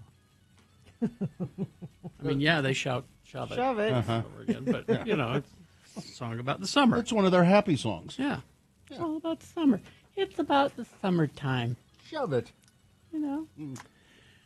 9:06, and it is time for the Boner Recap. And the air has come on. Do you feel it I now? do. Okay. I do. I'm just looking for a positive. Not everything can be negative. Well, you know, we had to wait till 9 o'clock when people start arriving. The rest of the You know, yeah. All right. Do we have somebody to do the Boner Recap? Yes, it is, let's see, Dale. Dale, good morning. Good morning. What are you doing today, Dale? Just mowing my lawn. Oh, I'm glad you turned it off. Did you get before it done? called. Did you get it done yet? Barely, just barely. Yeah, you mean you just barely finished, or you got to go back? Yep. Nope, just barely finished. Good. Okay. All right, Dale, you're going to do the Boner Recap here. It should be very easy to do. And when you tell me who the winner of the Boner voting was, you'll win a prize, which is... Tickets to see Yo Gabba Gabba live at the complex on August 5th. Dale, did you hear the Boner candidates earlier? Yes. Okay. It's simple for you to figure it out. Boner candidate number one was, did the camera really have to zoom in? First of all, did somebody really have to throw a neon green dildo onto the court of the Atlanta Dream in the final seconds of their loss to the Golden State Valkyries, the WNBA game? Did somebody have to throw that onto the court? And then did the camera people have to zoom in on it and get a close-up of it and leave the camera on it for a few minutes? No, they didn't need to do that. That was Boner candidate number one. Boner candidate number two, if you want a refund, you're going to have to find a way to contact your dead husband. I was corrected on the name of this airline. It's Ryanair. Ryanair. It's Ryanair. Mm-hmm. I was saying Ryanair. Ryanair. It's Ryanair. Anyway, that airline refused to give a woman a refund. Her husband was dead. He died. He didn't use the tickets. They said, "Well, we're going to have to contact him, or we can't." He's dead. And they finally did understand what was going on. But man, put her through all of that. And then Boner candidate number three, a profound moral failure. A candidate for governor in California, running on the Republican ticket, under fire for a social media post. He pictured himself standing in front of the infamous Nazi concentration camp Auschwitz and said, "My 0% unemployment plan." Yes, he thinks that California needs to have a concentration camp. It's a model for ending homelessness and unemployment in California. And when he was called out on it, he didn't go, "Oh, no, I was just kidding." He doubled down. I mean it, he said. I really mean it. We need something like Auschwitz in California. That was Boner candidate number three, Dale. Who was the winner? Well, you said it was the obvious one, so that would be number three. Yep, it was. Got 241 votes. One Boner of the day. So there you go, Dale. You got Yo Gabba Gabba tickets. Thank you very much. I appreciate it. You're welcome. Hang on. Katie will tell you what you need to do. All right. Got this in the mail. What'd you get? What? Is it a surprise? No. Is it a bill? No. A summons? Juror qualification Oh, I was form. close, yeah. Really? It's time again. Yeah. Huh. I just did one of those, a year ago or so, I think. That's your civic duty. They had no need for me. How do I fill this out so that I don't even get called? You say, "My name's Carrie Jackson." And I can spot a guilty person a mile away. I just don't. There isn't. See, I would do it. I would normally. I kind of think it would be I'll bet they have air conditioning there. Yeah, that works. And snacks. Yeah. Oh, people are here. Let's turn on the air. I have been called for jury duty and then not selected, but I would like to Well, they want me Do it. for like the month of September. That's how they always do it. You You need know. to be available for. And I was gone for the month of July. So it just doesn't. Well, there are certain questions in there, too. Like I remember filling it out. It says, do you know anybody associated with the courts or something? And or the police. yeah, or... and I said, yes, I know so-and-so. And I This doesn't say that on here. I think they might have disqualified me. But as I recall, the case that they were considering me for, they settled it out of court before any jury was ever called. So, And sometimes it's as simple as, oh no, we're looking for women. Sometimes it doesn't have anything to do with your job or who you're associated with, or we're looking for. But they normally wouldn't take they wouldn't put you on a jury. They wouldn't put me on a jury. But they'll take 2 or 3 days to decide whether to put me on a Well, jury. it's like when Katie had that not that long ago, and she remember those days she Had to said, keep I calling have her. to have to be in this like Zoom meeting and available for hours while they're deciding. So you can't do anything else. Yeah, exactly. I mean, like I said, ordinarily I'd happily fill this out and send it in. But Well, you have. Well, now you will angrily fill it out and send it in. Yeah. You have to do it. Something that I could put on here that was like You could code. put- Well, what are some of the questions? Have you ever been convicted of a felony? No. That has not been expunged or reduced? That's not good. Have you ever appeared for jury service in Utah within the last 24 months? No. 18 years of age or older, citizen, resident. Mm-hmm. Yeah. Are you able to speak, understand, communicate English? I have no conflict dates. I have conflict dates on the following dates.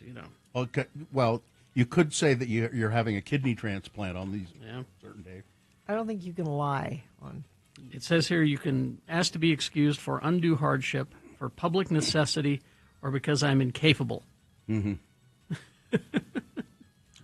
See, and I would if you could fill that out and say I'm not available, but my radio partner Gina Barberi would love to be your juror. I'm offering myself up as tribute. Now, see, everybody's saying, tell them you're in a cult. Tell them, Tell them you're in a Tell them cult. you have ADHD. Look, it's not on this form. So it's what not until they contact you. Yeah. And they call you in, and Yeah. you have to sit there for a day. Yeah. Yeah. Well, I don't. How about I'm annoying? I'm annoying. I can put that. You won't like me to. You won't like to have me around. I request that the court excuse me permanently because I am annoying. That might do it. Well, we don't want anybody. I've been told I'm very annoying. Yeah, that might work. All right. Steph says she can help me. All right. Let me know, Steph. We will take a break. We'll be back after these messages with some leftover big boy news and opinuendo. Stand by for that. Homelessness is not just a grown-up problem.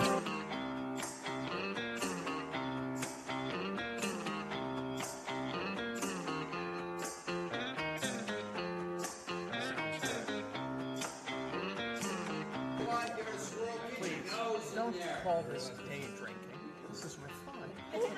This is special.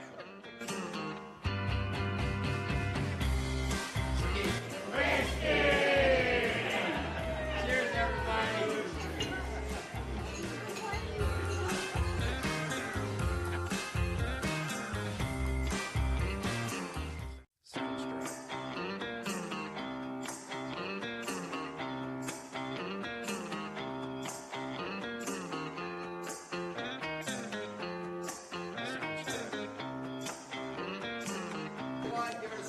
Please, don't call this day drinking. This is refined.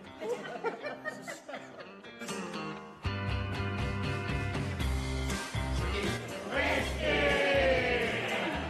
Cheers, everybody.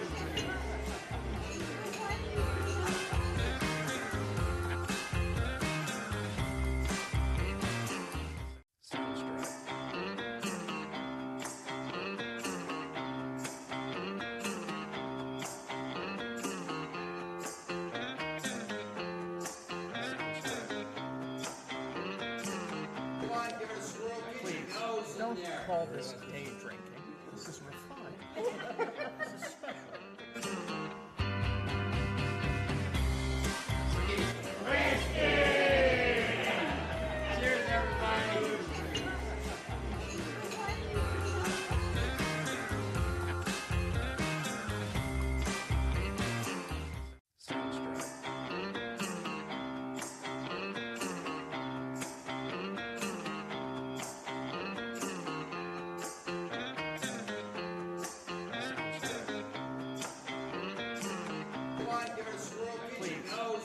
call this day drinking.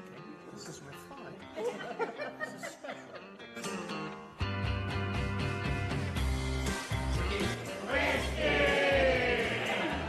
Cheers, everybody.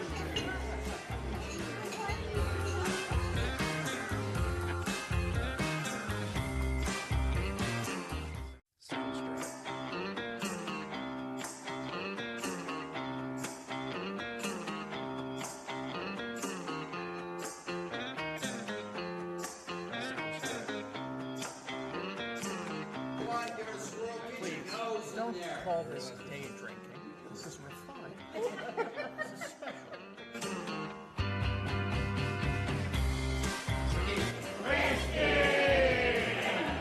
Cheers, everybody.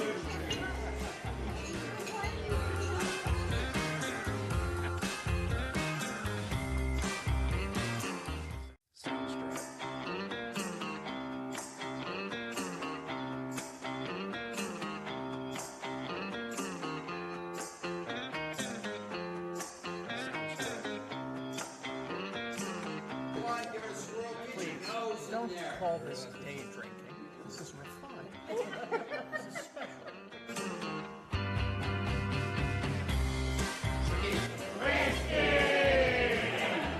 Cheers, everybody.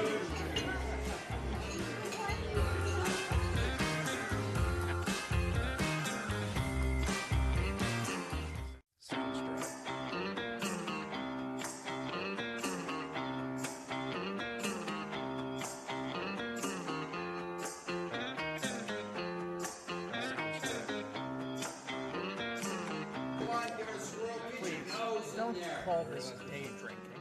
This is refined. This is special.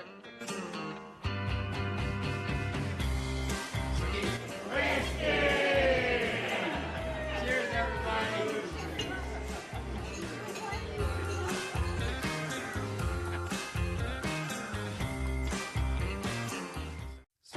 From hell.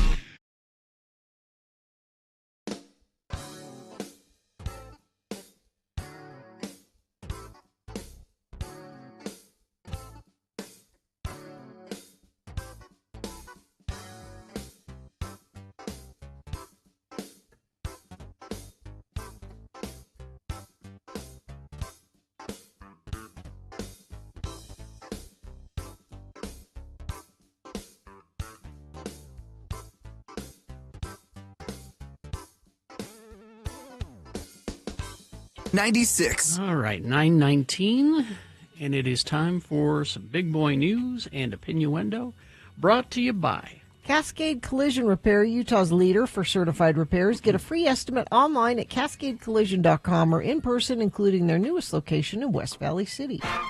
33-year-old self-described Democratic Socialist Zoran Mamdani leads a 5-candidate New York City mayoral race by double digits and amasses more than 50% of the vote, regardless of his opponent, according to a new poll.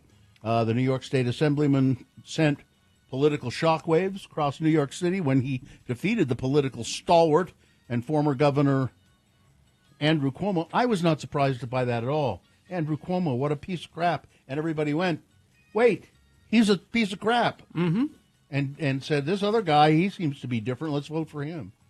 Further advancing a contentious election cycle that has Cuomo and Eric Adams, the current mayor, vying for the mayoral seat as independent candidates, alongside former former federal prosecutor Jim Walden and, of course, perennial candidate Curtis Sliwa is there trying to run as well. But I think he has a good chance of winning. I don't think it's just a good chance. I think he is winning. He is going to win. Boy, the right really don't want him in there. Yeah. By the way, yes, are closer to home. Yes. Not everybody is having municipal elections and primary elections. There are ballots going out now. Oh, really? I didn't know that. Yeah. For what? For different council seats and things. So, and you didn't know that because it's not. I'll find a story so you can do it in the news because everybody needs to know it. But the window of time has changed, remember, about submitting it and mailing it in, and you can't mail it the day of anymore. And so if you get, a big yellow ballot at your house, to pay attention to that. I'll find a story about it for you. AI in Wyoming. On Monday, Mayor Patrick Collins of Cheyenne, Wyoming, announced plans for an AI data center that would consume more electricity than all of the homes in the state combined. Wow. According to the AP. The facility, a joint venture between energy infrastructure company Tallgrass and AI data center developer Caruso, would start at 1.8 gigawatts and scale up to 10 gigawatts of power use. The project's energy demands are difficult to overstate for Wyoming, the least populous U.S. state. The initial 1.8 gigawatt phase, consuming 15.8 terawatt hours annually, is more than 5 times the electricity used by every household in the state of Wyoming combined. That's what could go wrong. Because drawing this much power from the public grid is untenable, the project will rely on its own dedicated gas-generated and renewable energy sources, according to Collins and company officials. However, this massive local demand for electricity, even if self-generated, represents a fundamental shift for a state that currently sends nearly 60% of its generated power to other states. Hulk Hogan took out a massive $2 million mortgage on his Florida mansion. Really? And was threatened with having his wages garnished in a lawsuit in the few years before his death. The U.S. Sun can exclusively reveal that Hogan's finances seem to be in precarious shape. Which I don't in get, his final because he years. got millions from that Gawker case. I wonder if he got it. I wonder if there was money there that they had to give him. The the iconic WWE star had taken out the massive mortgage in November of 2023 after buying the home for $3.3 million in 2012. Hogan's new wife, Sky Daly, whom he had only married the month before he was named on the $2 million 30-year home loan. However, she is listed as a non-borrowing spouse, so she's not on the hook for it. Hogan promised to pay back the bank, J.P. Morgan Chase, in full by the year 2053. Jeez. So in the lawsuit, the jury originally awarded Hogan $140 million. Yeah. Though both parties later settled for $31 million to avoid dragging it out in court. So he got $31 million. Well, again, did he get the money? That's what I wonder. Is it... That was what they were supposed to pay, but... Jimmy Johns in the chat room says WWE is saying all new orders for Hulk merchandise is going to his family. It seems like they need the money. And Guy says he had to give a lot of that money to Peter Thiel, who funded the suit. Yeah. Here's what I've not been interested really in the Sphere in Las Vegas. Not been interested in terms of going to see U2 there, but they're doing something. They're recreating key moments of the film The Wizard of Oz in the Sphere. I could see flying monkeys being cool in there. Executives say that a version of the classic 1939 film, what they're doing will open August 29th. It will have massive, immersive, real-world physical elements. You'll be inside of a tornado. It's a twister! It's a twister! The wizard. That'd be scary. Yeah, I mean, so they're doing like chunks of it and immersing you in the film, The Wizard of Oz. I think that'd be really kind of cool. That is one of my all-time favorite movies. Katy Perry has been seen canoodling with former Canadian Prime Minister Justin Trudeau. You can do better than that, Oh, Justin. how the mighty have fallen. My God. What did you say, Gina? Justin can do better than that. I don't know. All right. I don't know if he can. Maybe he doesn't want to. The outing that they had, labeled as a dinner date, was captured by TMZ, showing Trudeau treating Perry to a meal that included lobster, tuna, and lamb. Lobster and tuna and lamb? Lobster and tuna and lamb. Oh, my. Those things don't go together. They don't. I don't get it. You can have steak and lobster. That works. They were photographed strolling through the Mount Royal Park for about 90 minutes. And, yeah. Yeah, Justin can do better than that. Still got this stink of... I don't know if he can. What's his name? Russell Brand? Russell Brand on her. Even though Orlando Bloom was with her most recently? Yeah, no, he's too... He was too bland. Yeah, he wasn't going to remove any of the... of the Russell? Of the stink. Ozzy Osbourne honored with a big funeral. I think it's been going on this morning.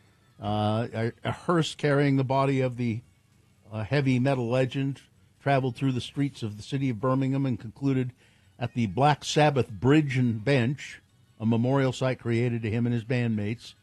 The procession featuring music by local brass band Boston Brass, with a live camera feed available. I guess a lot of people have been watching. Oh, they were watching it, yeah.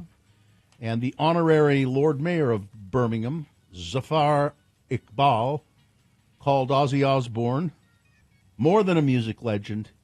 He was a son of Birmingham. Yeah. Adding, it was important to the city that we support a fitting and dignified tribute. We know how much this moment will mean to his fans. Okay, let's see. My Best Friend's Wedding. Sequel in the works. They took long enough. Dylan McDermott doesn't look great anymore. No? I think by now Julia Roberts would be saying, yeah, that's okay, you've married somebody else. That's all right. No, I think it's Dermot Mulroney. I don't remember this movie at all. It's Dermot Mulroney. Gina. What did I say? You said Dylan McDermott. It's okay. You get them mixed up. Yeah, it's Dermot Mulroney. Everybody gets them mixed up. He co-starred with Julia Roberts in the original series. Yeah, with Cameron Diaz. You don't remember that? No. Mulroney. I must not have seen it. It must be that, Carrie, you were wise and thought, this is not for me. This is not for me. Because that's what I did. The original Best Friend's Wedding, directed by P.J. Hogan, was a box office hit in 1997. Not thanks to you two. Earned 100. It did okay without us. It didn't need our help. Yeah. Did okay without us. And let's see. There's going to be a sequel to. I lost it. Here's an interesting thing. This would be a good X poll. All right.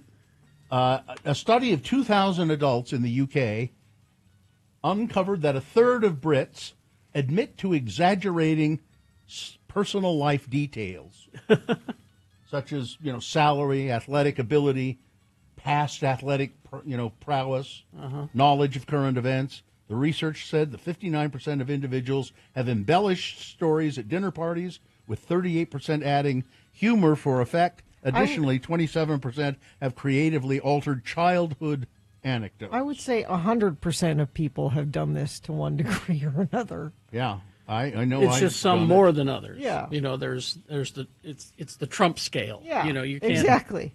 You can't go any higher than that. I've certainly done it. I'm embarrassed at what I've done. Sometimes told people stories that at the kernel was true. But then, you made it a better story by. Yeah. And Chilean authorities said Tuesday that they have turned 6 valuable watches stolen from, and I didn't know this, Canadian actor Keanu Reeves. Oh. I didn't know he was Canadian. Oh, yeah.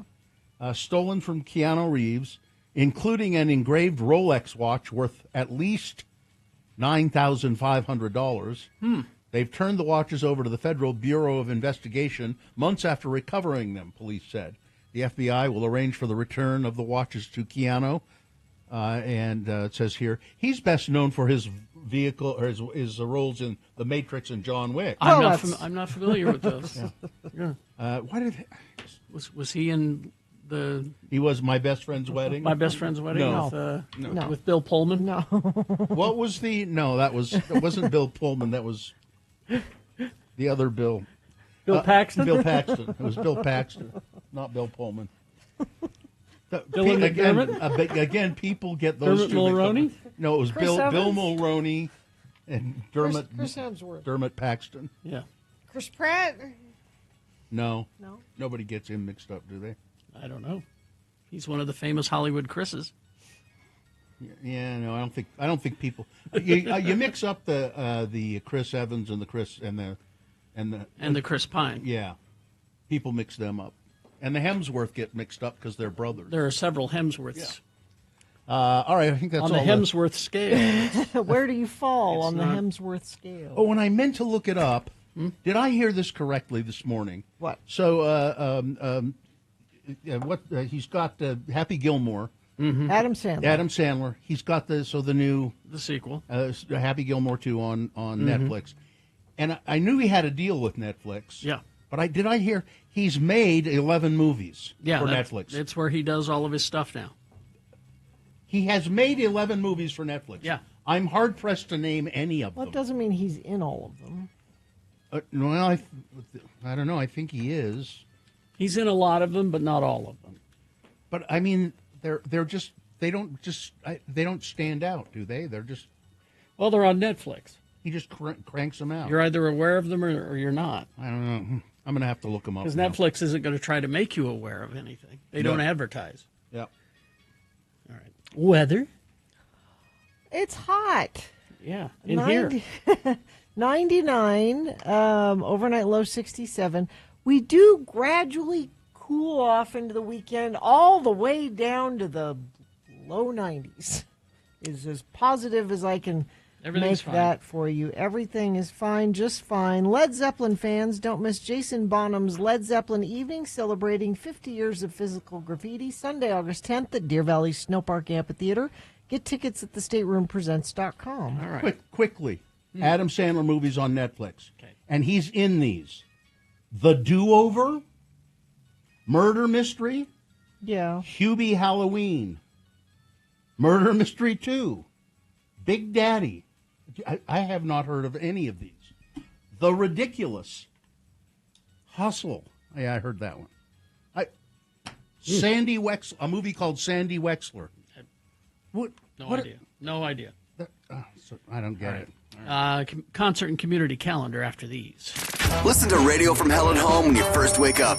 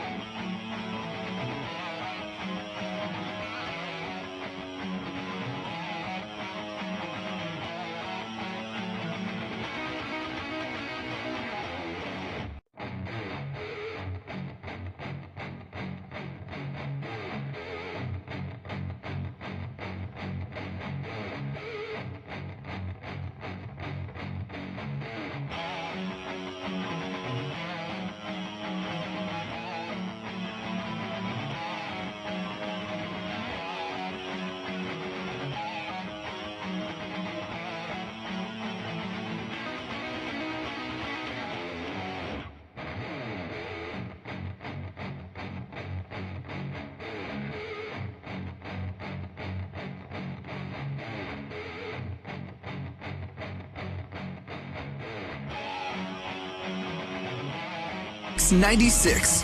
All right. Let's see what we got here. I need to get the most important guitar lick available for Trent. For the most important man at Live Nation. Yes. Trent Falcone. Good morning, sir.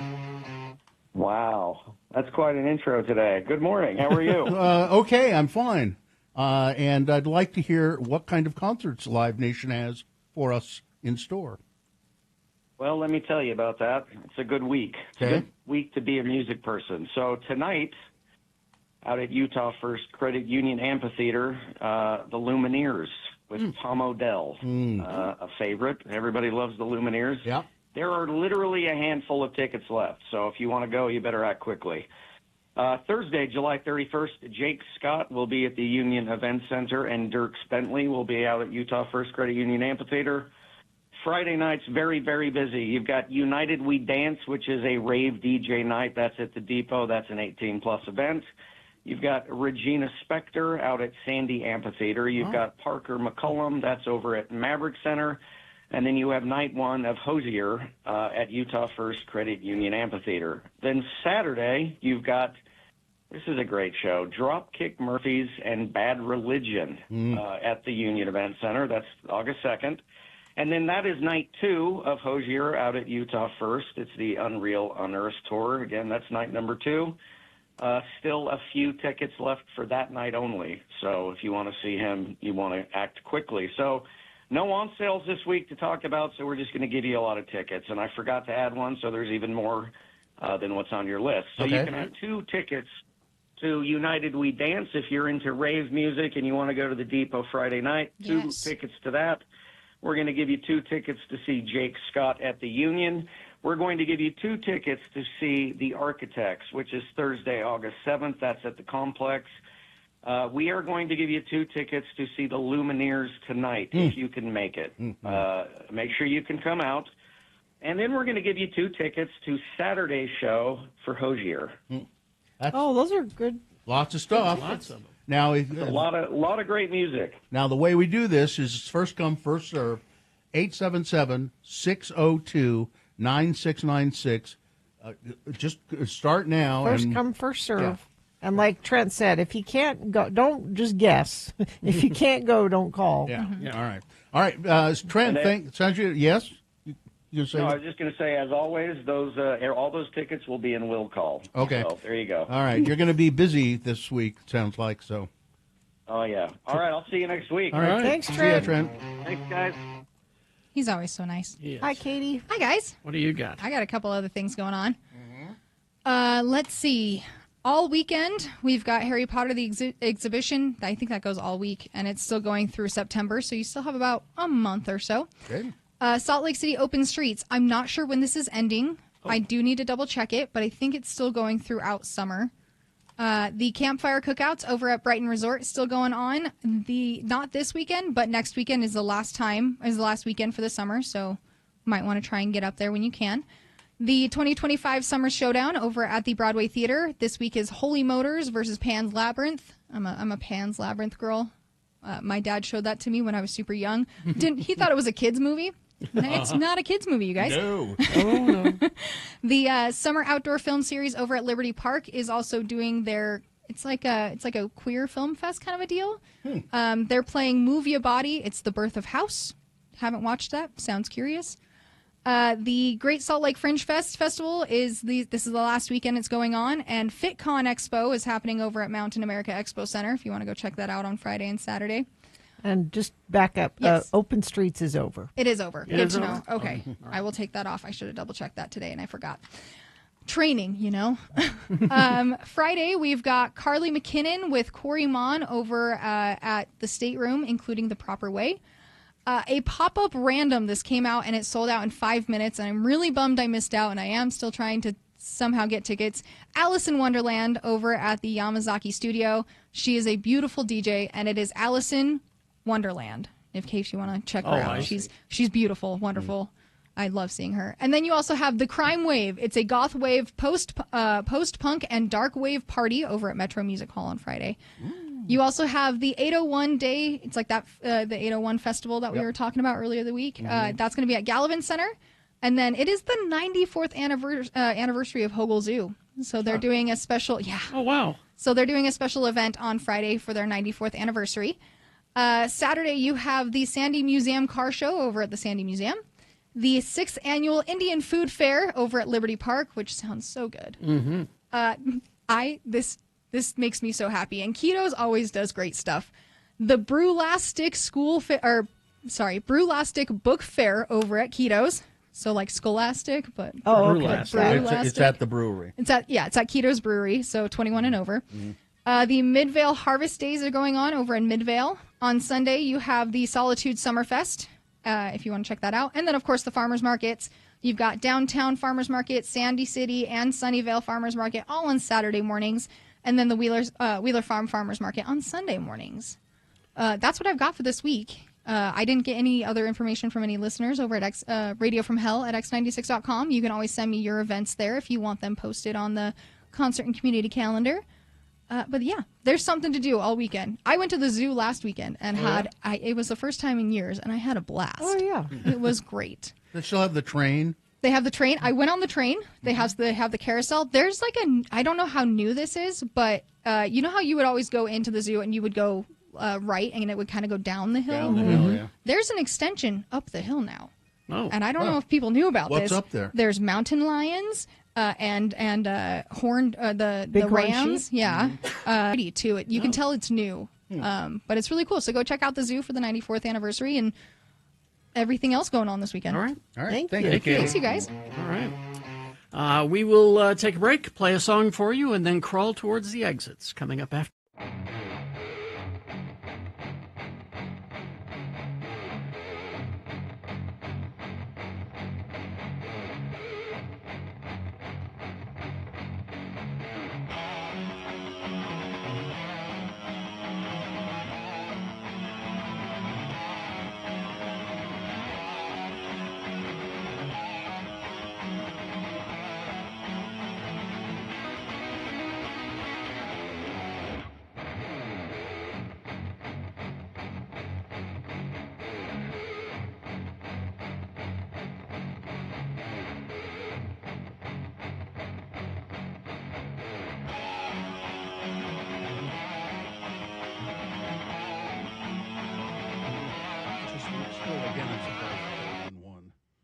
Yeah. Because the baby goat was egregious, and it was a cute goat. It pulls at the heartstrings, but number one he's a monster. Goats are adorable. I like watching videos of the little baby goats in pajamas jumping around. Yeah. But don't look at their eyes too closely. They go crosswise. They got creepy eyes. That's why people think they're satanic. Yes. I was walking through my neighborhood once. Oh, this has been several years ago now, and for some reason, somebody had two baby goats in their front yard, and we stopped and kind of played with them. And what they liked to do the most was butt you. Oh yeah, they with their heads. They were all into that. And I mean, these were just little, by the size of a dog. Oh yeah, little baby goats. They were cute as hell. But would you knock it off? Jeez. Oh, they don't stop at all. Me and my wife were visiting her parents in Vernal recently, and they had some friends who recently had baby goats, which are just kids, right?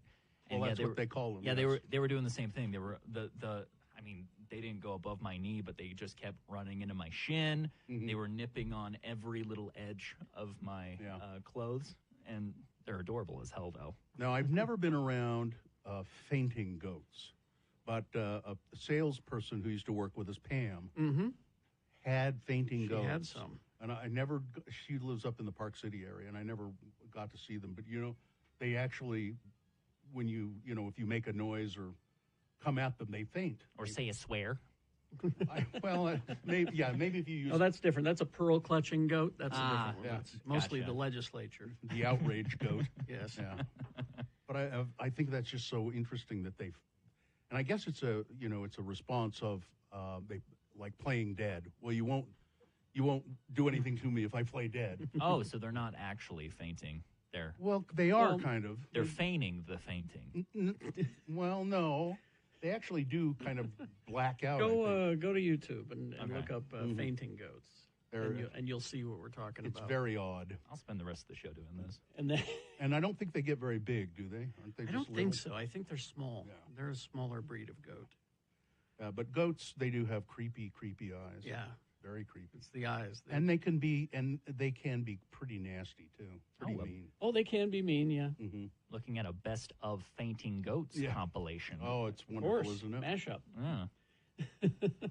Somebody in the chat room just put a GIF of one in there now. There's okay. a big goat scaring a small herd of the little goats. Oh. And the little goats, most of them just drop. Oh, I so see. funny. I see. It's the little brother tactic where you lay down on the ground and you're like, you won't hit me if I'm here. Boom. They do. They just drop. Boom. It's quite amusing. Evil eyes, though. And I think Pam said it's really not nice to. No. You can make them do it, but you shouldn't. Julie says their muscles seize up. Mm. So I guess they get so scared they just go. That one looks pretty stiff when he falls down. Their legs are stiff and their back is arched, like they can't move, obviously. But Pearl clutching goats are part of Nanny Nation. Ah, there Nanny you go. goats. I got You it. see. That's pretty good. Thank you, Texter. That's good.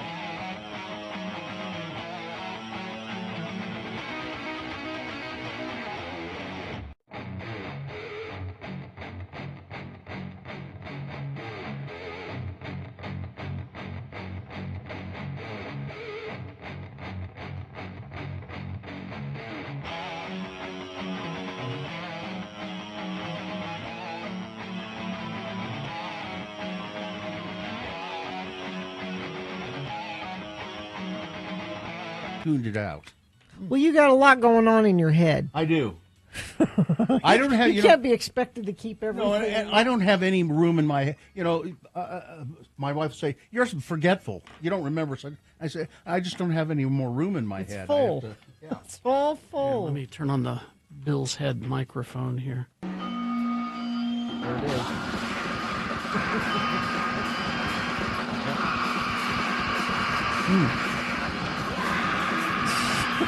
That's why I drink.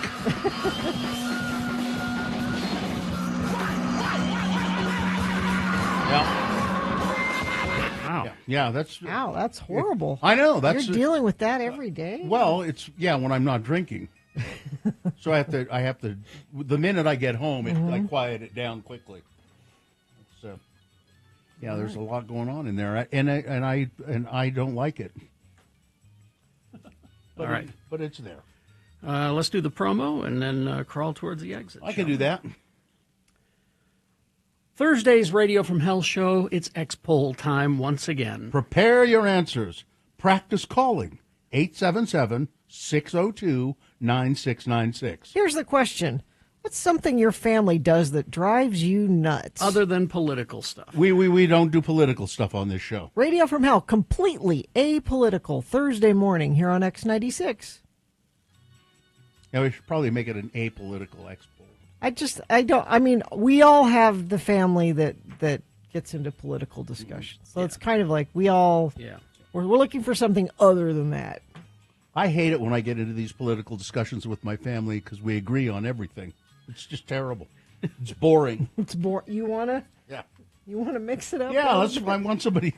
I want a fat uncle who doesn't. Where do I get a fat uncle? Find me a fat uncle. Well, I can get you one of those. Where can I get a fat uncle? There's a store out that way that. Fat uncles are us? Well, no, they don't just. It's just they are there, and you can take them home. Okay. Yeah, you can get a saddle while you're there too. A flannel shirt, perhaps. Mm-hmm. The fat uncle store. Shovels. Mm-hmm. All right. Fine job as always, Katie. Live long and prosper, bitches. Don't you know who I am? I didn't know they came in that color. Artie Fuffin is next.